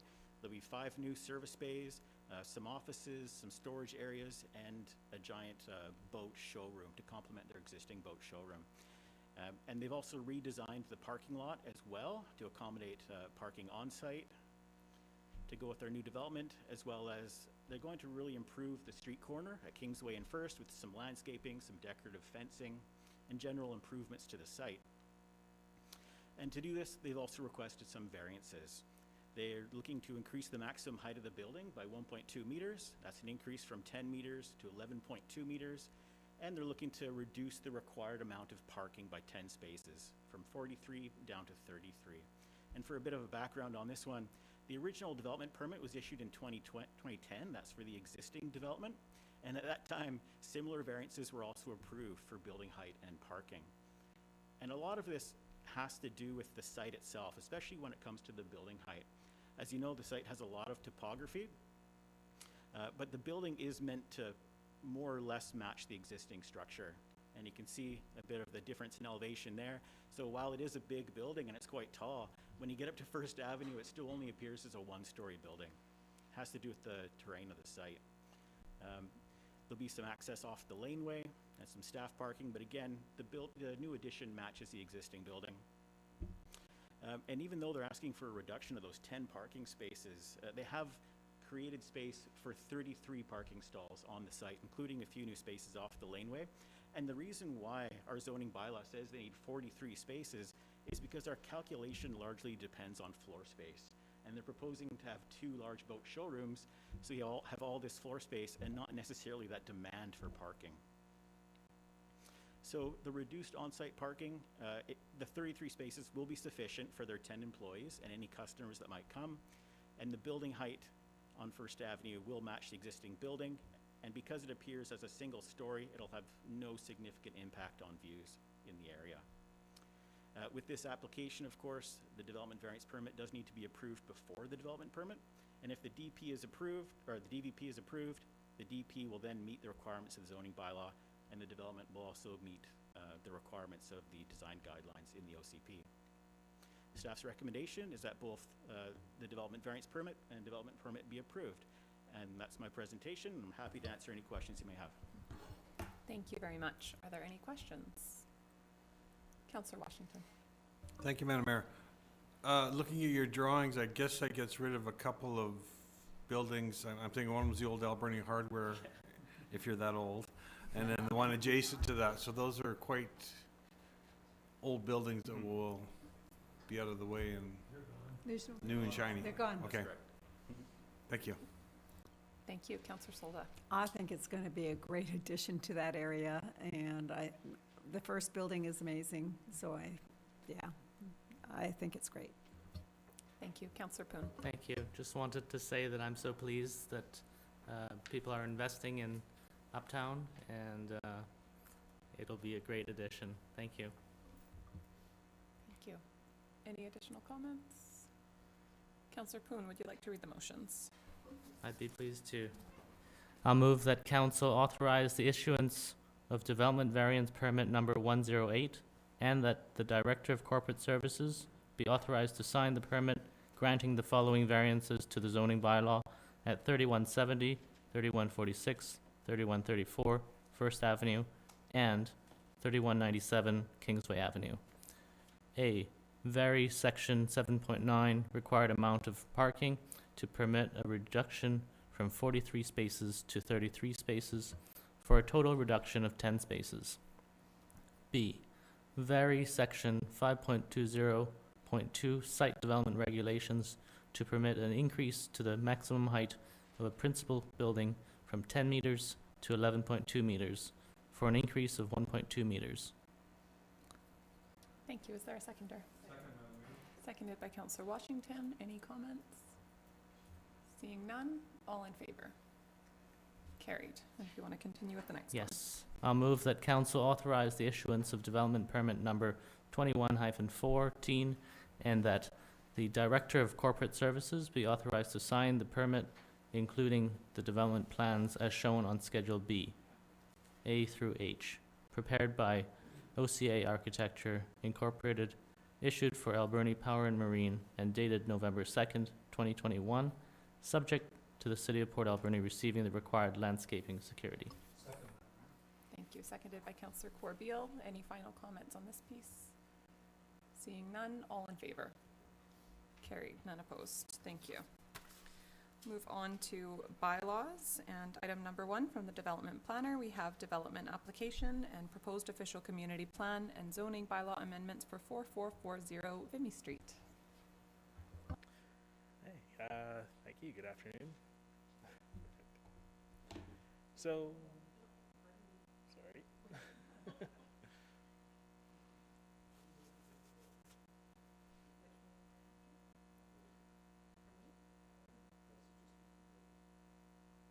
Okay, I'll do it without a presentation, that's fine. No, it's fine, it's fine. It's all in the package. All right, so the City of Port Alberni has received a development application for 4440 Vimy Street, requesting amendments to the OCP and zoning bylaws. The proposal would amend the OCP and change the designation for a portion of the property from parks and open space to institutional. Currently, the site has 2 separate designations. This is due to the fact that it was previously 3 lots, and these were brought together during the subdivision process. The applicant is also looking to rezone the property from P2 Parks and Recreation to P1 Institution. That'll be in your agenda package, page 95. The purpose of the 2 amendments is to facilitate the construction of a 2-story residential building under the use defined as transition house. The development will provide 22 dwelling units ranging from studios to 3-bedroom units. So the project is a partnership between BC Housing and its operator, the Alberni Community and Women's Society. They're aiming to develop second-stage housing for women and children at risk of violence or who have experienced violence. The Vimy Street development is intended to be a safe and affordable short-term housing with support services assisting women and families to transition to independent living. Essentially, they expect that the typical length of stay will be no longer than 18 months. And the institutional use at 4440 Vimy is consistent with the surrounding neighborhood, which is mainly made up of properties zoned for institutional, parks and recreation, multifamily and single-family residential use. The site is within walking distance of limited commercial services and as well as indoor and outdoor public recreation facilities. Residents will also have convenient access to public transportation. So the planning department supports proceeding with the proposed amendments. The proposed development aligns with objectives for the community and housing in the OCP, and a change in zone to P1 institutional is consistent with the surrounding neighborhood. If you have any questions, I'm here to answer them. Thank you so much for that report. Are there any questions? Councillor Poon. Thank you. I would have liked to see higher density in this site, but I would definitely support the proposal because I think it's much needed housing. Thank you. Councillor Paulson. Yeah, I'll just echo that. I mean, the city is transitioning now with more housing, affordable housing. This is transitional housing, which is absolutely desperately needed in our community. I commend ACOS for the work that they've done to get to this point, and I think it's a great project. It's By the way, the architectural renderings are really nice too, so, but it's just so desperately needed. There's another project only about a half a block away that I think is going to be a great addition to our community. Housing is being addressed in our community in a very positive way, so I'm pleased to see that. Thank you. Councillor Solda. I totally support the project, and I think it's a good thing for the community. My only concern, and that's, which I'll ask later, is what happens after 18 months? You know, where do they go? And because we do have a shortage, and we've had other projects that were short-term, and they're long-term now. I don't have a problem with that. It's just, my concern is afterwards. Thank you. Thank you. Any other comments? Councillor Paulson? I'll just make a general comment, and I know that many people that come through transitional housing like this need affordable housing and may be subsidized, but there's 110 new apartment units that just opened on Bird Street. There's another 47-unit building that will be opening by the end of the month, so we're getting there, you know, and I think there's light at the end of the tunnel for people who are living in this type of situation, and it's desperately needed, so good on you. Thank you. And I'll just echo the comments that have already been made. Really happy to see this coming forward. Want to really thank Ellen and everyone at ACAUS for all of the work that it has taken to get to this point. I know, Ellen, I was on your board when you started the committee for this, and it seemed like just a dream at the time. And although it feels like not just yesterday, really, really thrilled that you're able to get it to this point and that we're here today. Really happy that this project is coming to fruition, and I do just want to add that the city was really proud to contribute the land for this project, and others as well that are much needed in the community. And and we're optimistically hoping more organizations will come forward and look for land to build projects like this in the community. It is much needed, and we're really happy to see this coming to fruition. So thank you. Councillor Haggard, would you like to read the motions? I'd be pleased to. Thank you, Madam Mayor. I'd like to move that official community plan amendment number 35, 4440 Vimy Street, BC Housing, ACAUS, bylaw number 5036, be now introduced and read a first time. Second. Seconded by Councillor Poon. Any comments? Seeing none, all in favor? Carried, none opposed. I'd like to move that zoning map amendment number 46, 4440 Vimy Street, BC Housing, ACAUS, bylaw number 5037, be now introduced and read a first time. Second. Seconded by Councillor Solda. Any comments? Seeing none, all in favor? Carried. I'd like to move that official community plan amendment number 35, 4440 Vimy Street, BC Housing, ACAUS, bylaw number 5036, be read a second time. Seconded by Councillor Solda. Seeing no comments, all in favor? Carried. I'd like to move that zoning map amendment number 46, 4440 Vimy Street, BC Housing, ACAUS, bylaw number 5037, be read a second time. Seconded by Councillor Solda. Seeing no comments still, all in favor? Carried. I'd like to move that official community plan amendment number 35, 4440 Vimy Street, BC Housing, ACAUS, bylaw number 5036, and zoning map amendment number 46, 4440 Vimy Street, BC Housing, ACAUS, bylaw number 5037, be advanced to a public hearing on Tuesday, January 25th, 2022 at 6 p.m. in council chambers. Thank you. Seconded by Councillor Solda. Seeing no comments, all in favor? Carried. Thank you very much. Okay, on to item number 2 for bylaws from the development planner. We have development application, proposed zoning bylaw amendment for 5405 Argyle Street.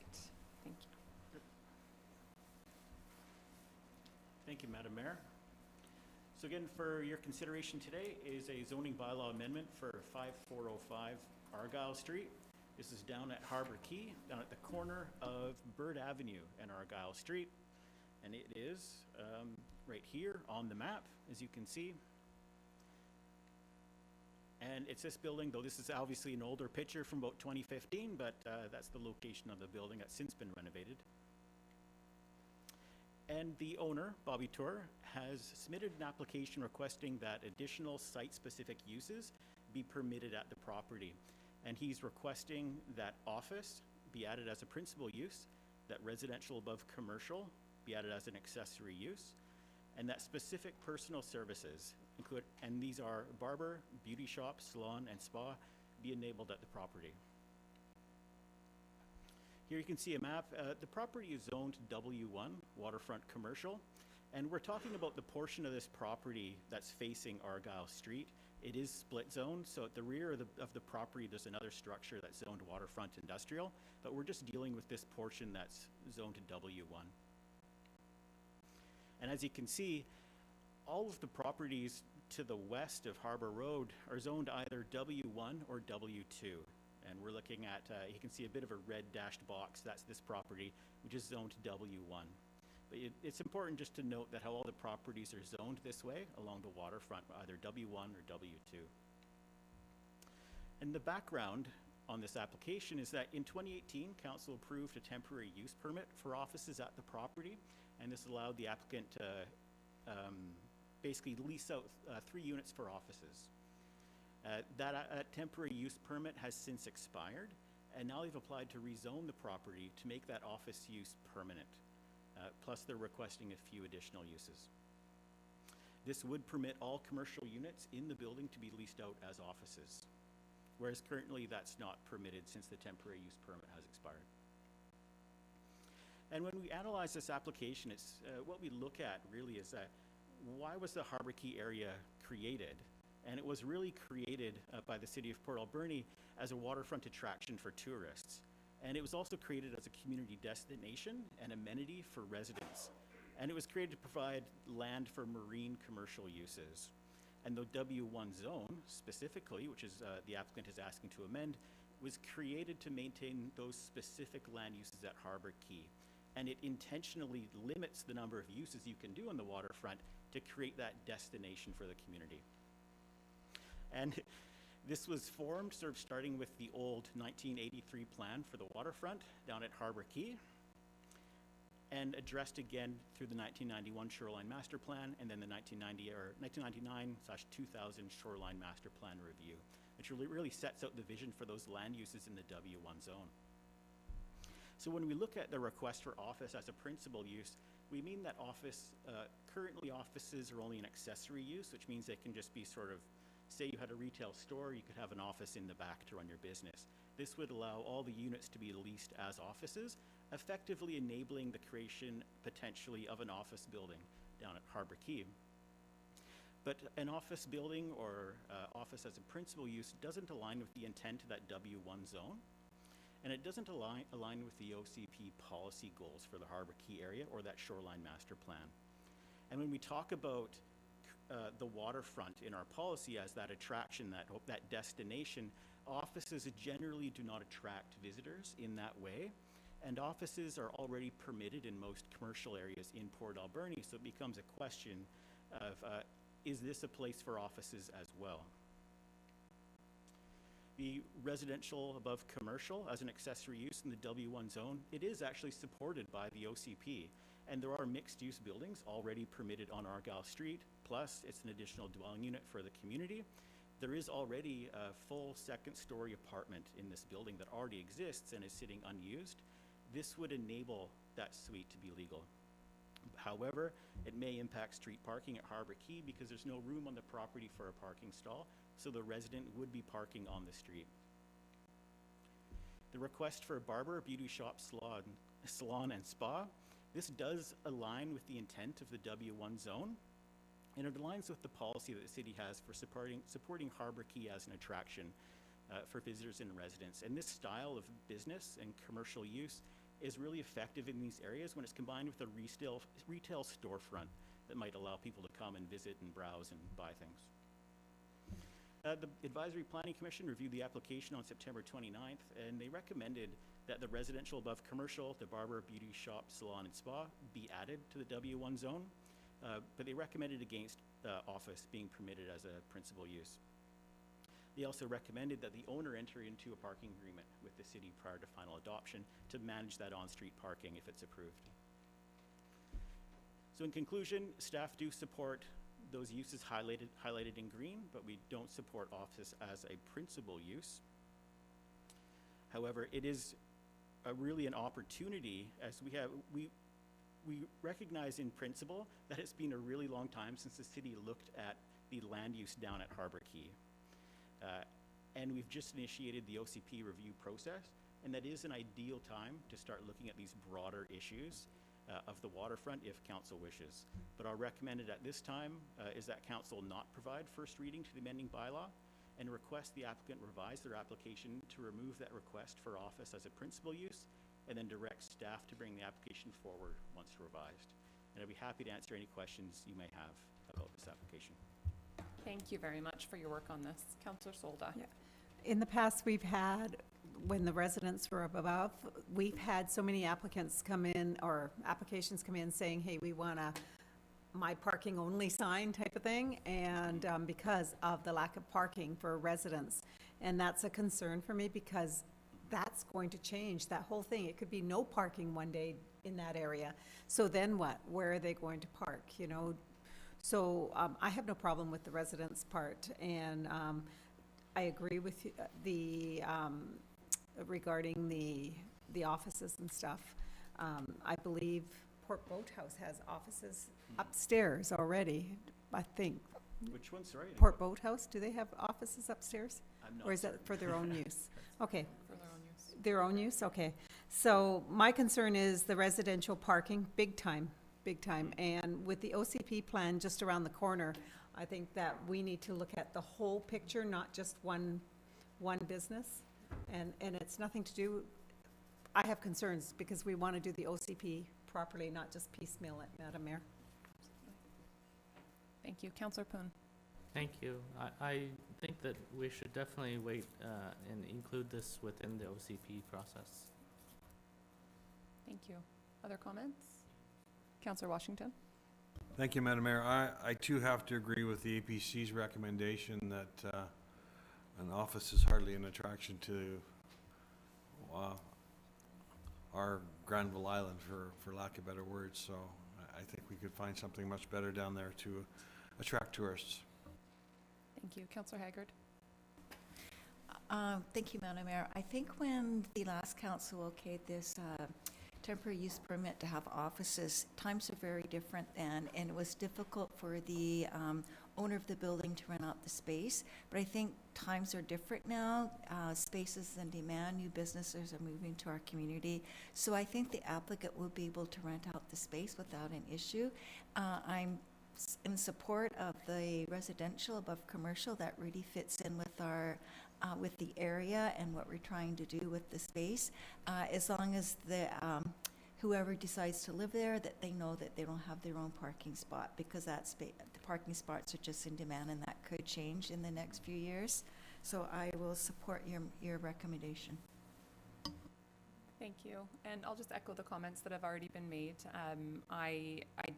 I think that adding residential above commercial fully supports the direction that we'd like to go. I agree as well. I would not like to see a designated parking space for a resident. I think that goes against what we're trying to create down there, which is, you know, a destination and people coming to the area.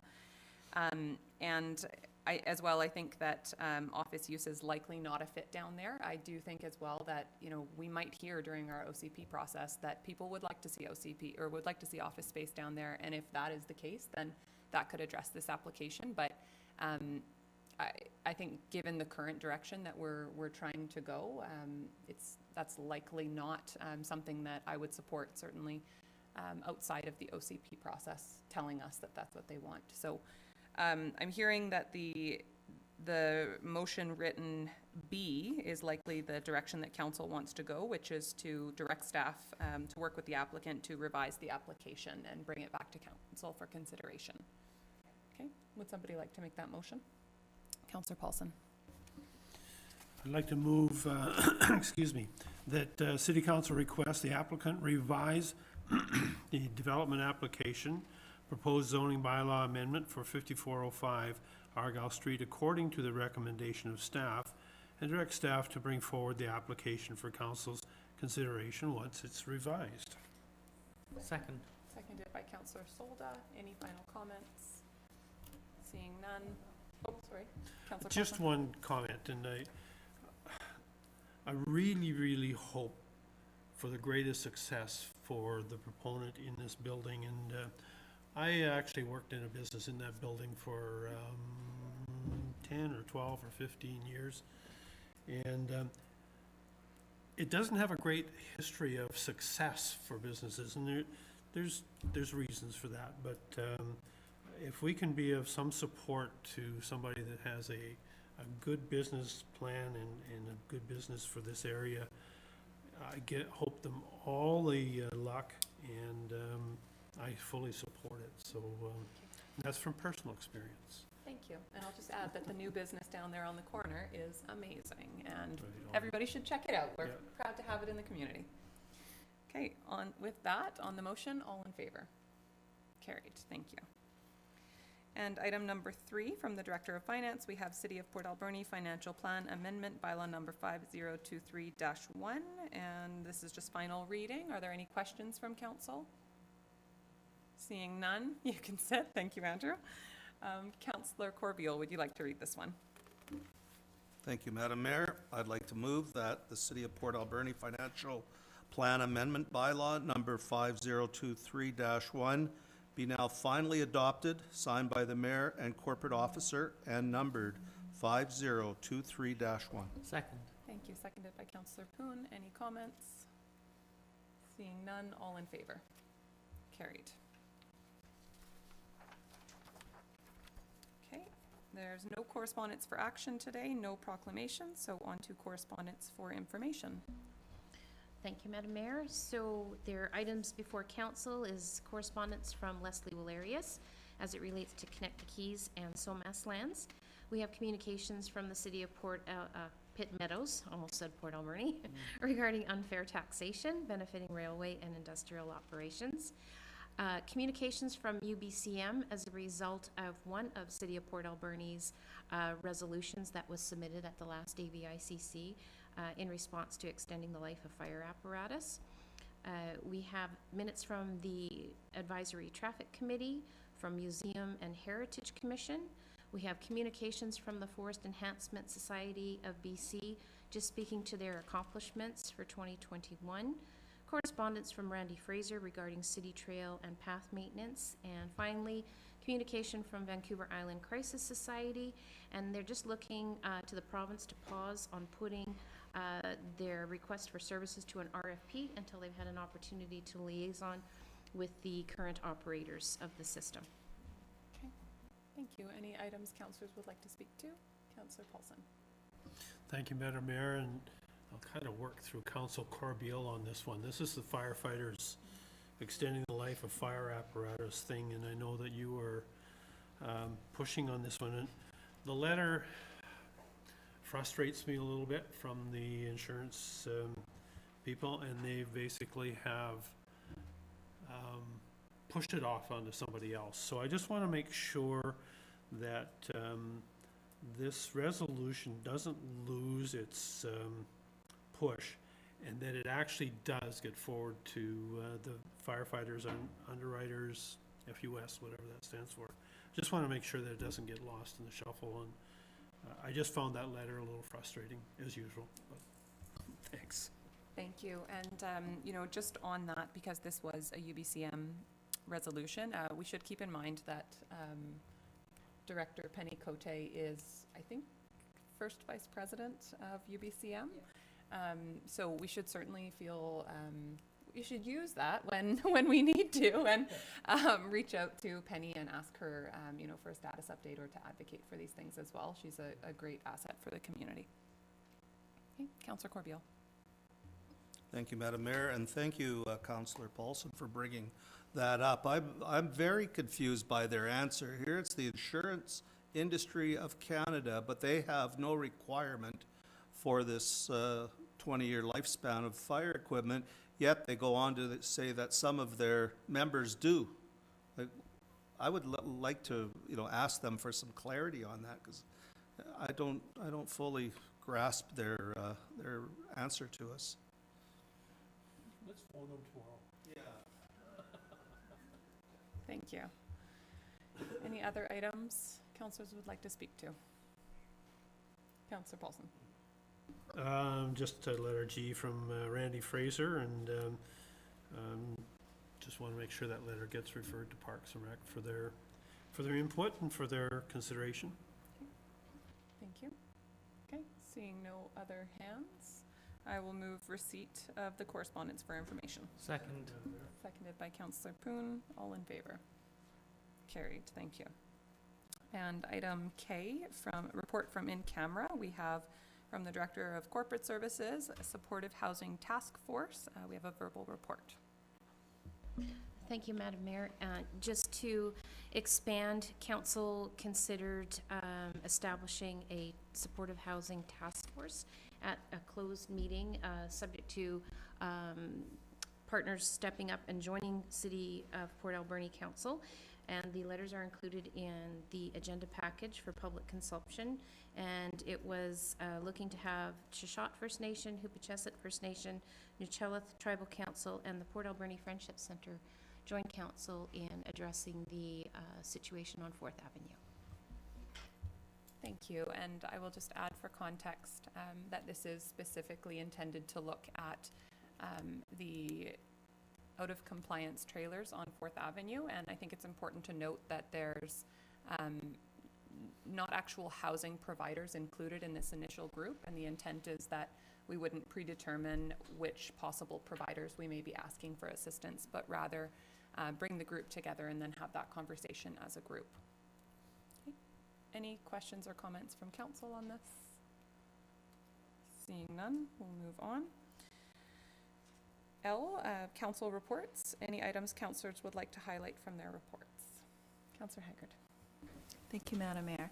I attended 3 events this past few weeks with the Salvation Army, and I'm so pleased to support this group. They do so much good in our community. The mayor and I will be in front of Walmart on Wednesday from 2 to 4, so please come and see us and bring your money to donate to this wonderful organization. Yes, bring your money. Thank you. Any other items? Councillor Solda. Madam Mayor, I just want to wish the public, since it's our last meeting, a Merry Christmas and safe holidays, and we'll see you in the new year.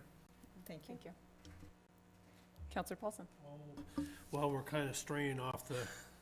I made a visit to the multiplex last week, in particular to have a quick look at Winter Wonderland, and I want to say kudos to our Parks and Recreation staff, to our works people.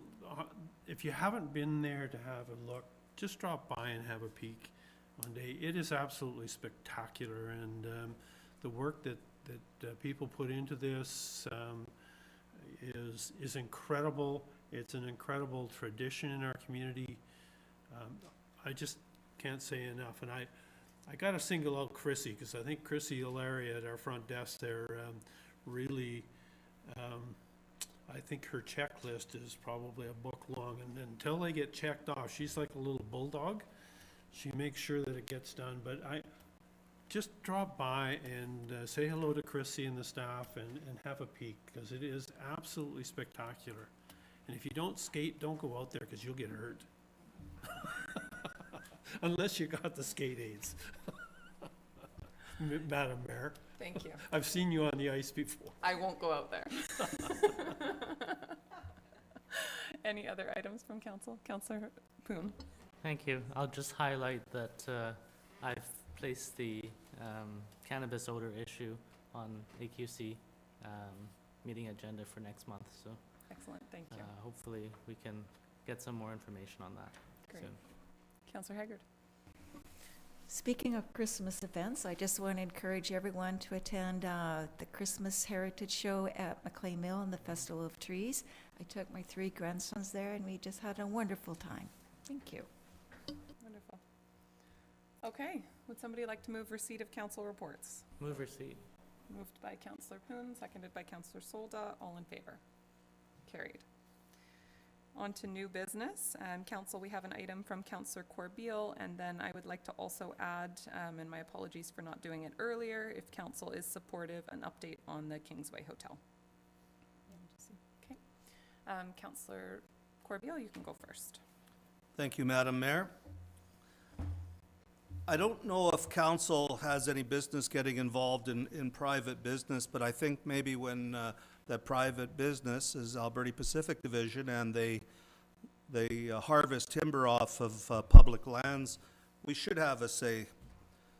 They recently laid off the crew for the 3rd time since summer, and yet TFL 44 has a annual cut of about 800,000 cubic meters. APD probably cuts a little over 400,000, so about half of the cut could feed APD. Up till about 2004, the TFL had what was called the pertinency clause, which meant that wood had to go to the mill, but now it doesn't. So what I want to have council do or staff do is either set up a meeting or write a letter to, be it Don Demens or Shannon Jansen or Mike Suchuk or whoever, and ask, what are your plans? There's mills on the other side of the island that haven't shut down, but these are probably somewhere in the neighborhood of 250 local people that, as I said, have been laid off 3 times since summer. They're laid off now just before Christmas, and somebody should be held accountable to explain how this goes on when, as I say, they've got plenty of wood, or should have, but they choose not to mill it in Port Alberni. Thank you. Tim, could you give us a recommendation on, and you know, maybe it's to bring back further thoughts at our next meeting, but is our best path here through working with Western, writing a letter, working with government? Yeah, Give it's us your thoughts. tough one, Madam Mayor and Council. It's outside of the purview of a local council, obviously, but this is Port Alberni and it's a sawmill. So obviously it's of interest to the city and to council. I would suggest, Madam Mayor, as you've suggested, that we touch base with Western, and we can do that fairly quickly. I would encourage that we touch base with Hawaiian as well, who are part owners in APD and TFL 44. And if council desires to speak with the steelworkers, that might be helpful as well. You, Madam Mayor, you're in touch on a regular basis with the province, and it might be worth an outreach to the province as well. And I think those are better avenues than shooting an ill-informed letter, let's say, to somebody, the wrong person, or with the wrong comments. So become better informed, and then if there is a role for the city to play, you can consider that then. Okay, thank you. Councillor Corbeil? Yeah, that would be satisfactory. It just bothers me that, to do nothing is not good enough. At very least, we have to reach out to Western and just ask them, well, what's going on? Why is this? And, there's people with 45 years seniority that aren't working, and there's something wrong with that picture. So, yeah, if we could, I don't know what that reach out looks like, but if somebody can make connection with the local manager, Western has that fella who's the sort of the government liaison. Maybe he's the go-to person to Brad, I believe his name is. Ask Brad, who do we talk to? Yeah, thank you. And I was going to suggest, I think Tim and I have been intending to set up a meeting with Brad McRae anyways, so we could certainly start with that. If council is comfortable with us starting with gathering a bit more information and then bringing it back to council before any further steps are taken. Okay, thank you, and thanks for bringing that forward, Councillor Corbeil. Okay, on Kingsway Hotel, I was hoping we could have a bit of an overview of a current update of what's been happening from our Director of Development Services. Certainly, Madam Mayor. At the invitation of the owner's architect, city inspectors recently did tour the Kingsway building at 3202 Kingsway Avenue. During that tour, several deficiencies were noted by our city inspectors, and the city, through the owner's architect, engineer, and the owner, required some immediate action be undertaken. The owner, architect, and engineer have been working with our inspectors to resolve those deficiencies, and staff will continue to work with the owner, architect, and engineer to ensure that all those deficiencies are resolved. Thank you. Are there any comments from councillors or questions? Councillor Poon. Thank you. I'll confirm that I have retained the services of an architect, a structural engineer, and a surveyor to handle the renovation matters at the Kingsway. I am aware that a recent inspection of the building identified several deficiencies, and I have been working as quickly as possible towards bringing the building into compliance with the building code. I want to take this opportunity to talk about this broader issue. The issue of having undertaken the renovations without adequate permits in place. And obviously, that standard which we expect of our elected leaders, which I've fallen below. I regret that this matter has been brought into council chambers and that it's been a distraction to council. I've been recusing myself when this matter has come up all along because I thought that would prevent the activities of my private life from being the business of council. But I see now that that's far from the case, and I think my failure to speak clearly on the matter early on has become a cause for distraction to the business of council, and it has negatively impacted both council and staff. And I will further acknowledge that I've placed city staff in a very awkward position relating to the perception of staff enforcing city bylaws and the building code, where the owner of the building is also a city councillor.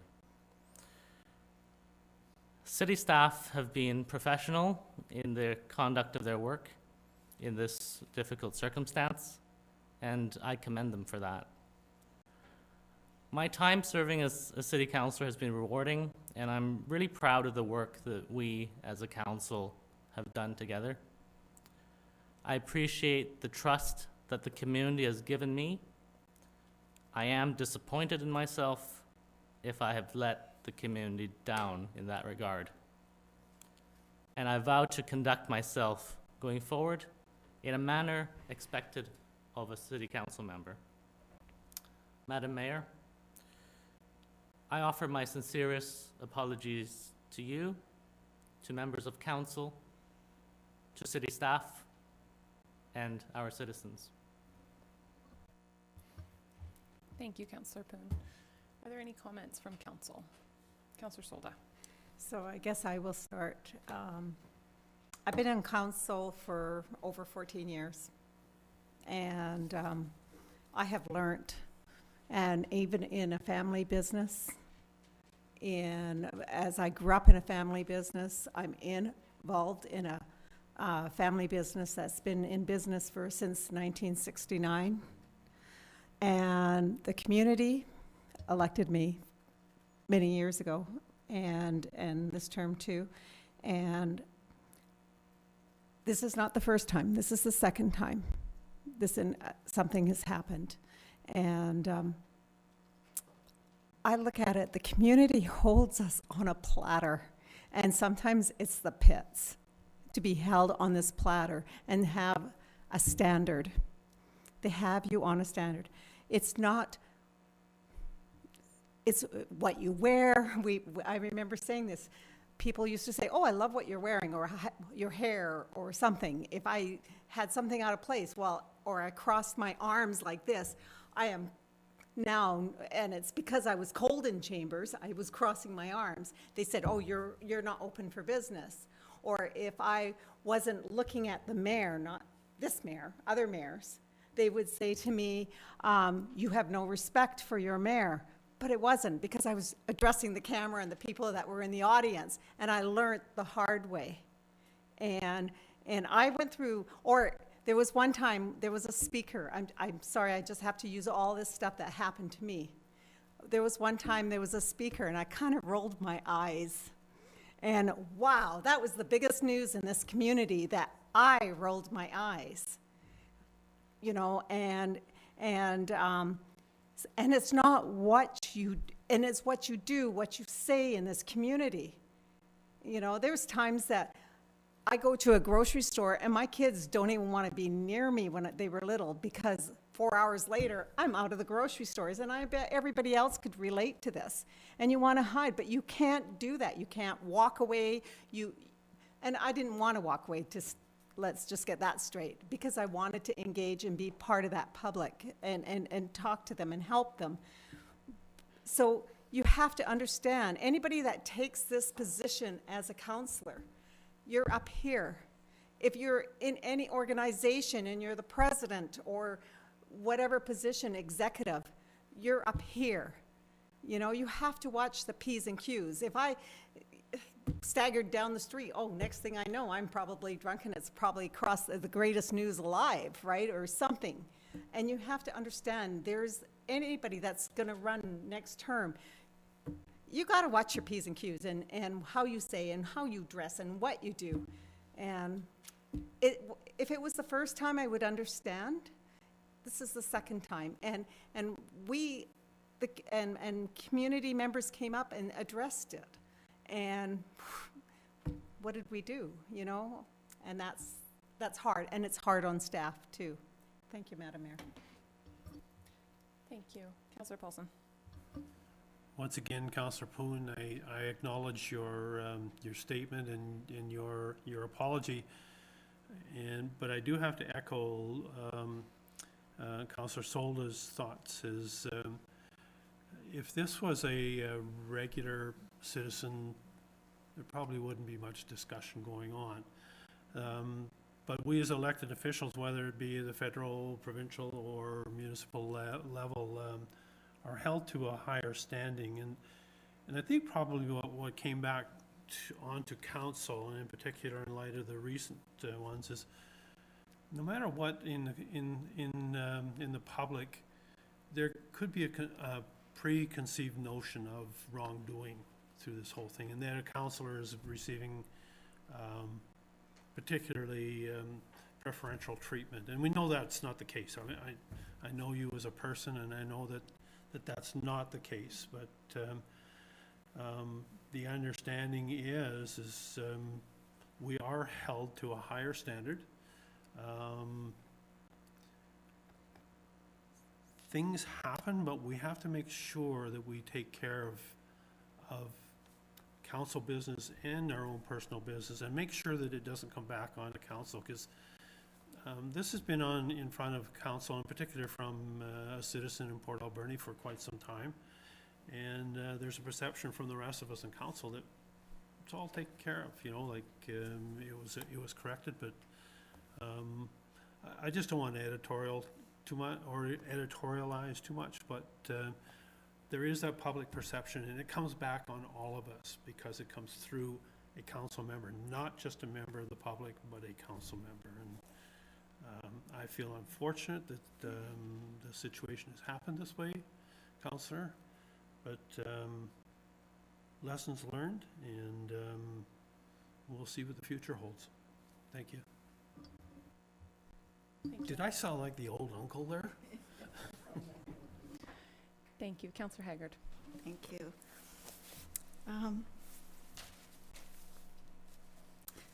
I was very happy when Councillor Poon was elected, because she chose to move to Port Alberni. She chose to, she saw the potential in our community, and she invested in a business in our community. She was young, she was intelligent, and she brought a new set of eyes to council. When I was door knocking, I met a gentleman, and he said, I checked into you, and you're very ethical, and that's why I'm voting for you. So I adhere to those high ethical standards, and I expect the people around me to also have those high ethical standards. Helen, we considered you a colleague, but also a friend. But you've hurt us both personally and professionally by your actions. Thank you. Thank you. Councillor Washington. Thank you, Madam Mayor. It is unfortunate it did happen. Just to sort of parallel, we were doing some renovations of our own, and my bride wanted to install a bay window. And between the time of inspection, the time of actually getting a permit, the ribbing I got from my neighbors about, you don't need a permit for that. And I'm going, yes, I do. I have to have a permit. You see other things go on without, but I agree with my fellow councillors. We're not Joe Sixpack anymore. You take the oath, and you can get that 45-minute conversation when you run to the store to get a liter of milk for your granddaughter. And we're not better, but they seem to think that we are. So all our T's and all our dots and everything like that, we have to make sure we stay in line. Thank you. Thank you. Councillor Corbeil. Well, just to add to it, you know, for the longest time, a citizen of Port Alberni would come to us and raise these issues. And I always thought, why bring it to us? Like, I have no ability to deal with any of that. And then I believe, Helen, it was close to a year ago, you had a written apology, and I thought, okay, let's move on. And now we hear today that there's still issues down there, and you know, hopefully it's going to be resolved. But you know, and I hope this apology you read out today is sincere, and we can move forward.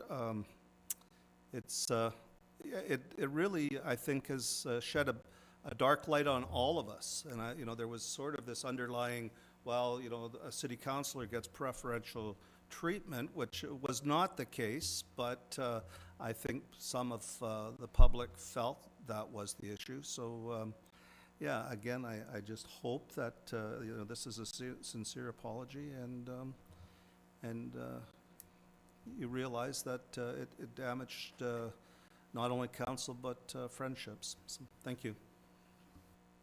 Thank you. I want to thank everyone for their comments, and Councillor Poon, I want to thank you for your apology as well. I think that what I am proudest of in our 3 years of working together as a council is how we work together. And that is what makes this so difficult, because not only do we work together well, and people always say to me, wow, you guys seem to really like each other, and we do. And that's why this is even harder. So I do appreciate your apology, Helen, and I want to really recognize that everybody does make mistakes. We may be held to a higher standard, but we certainly aren't perfect.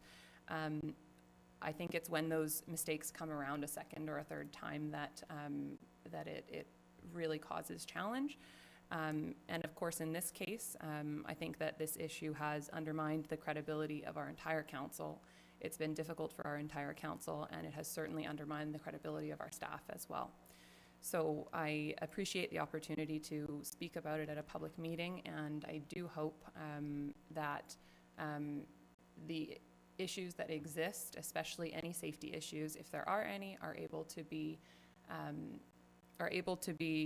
fixed as soon as possible. And I hope that we won't have this issue I hope that we won't have to do this again. And yeah, and lastly, I think I want to thank the public for being engaged on this issue. It is difficult, and I know the member of the public who has brought this forward has said a few times, I didn't want to bring this to council, recognizing that it's a difficult thing to do, to bring forward concerns about a councillor and to your co-workers. But sometimes the accountability from the public makes us all better, and I hope that this is an example of that. And I hope that going forward we will be able to address these issues in a different way. Thank you. And we will move on to question period, which is an opportunity for members of the public to ask questions of council if there are any. Come on forward, Alan. Don't let us down. Well, hi.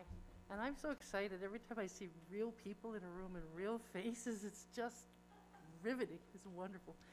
So I have two questions, if you don't mind. One, a while back, it was my understanding that Welcome to Port Alberni sign was approved, the design was, and yet I haven't really heard anything or seen anything about the actual construction of this sign, the design of which I thought was quite spectacular. So that's my question number one.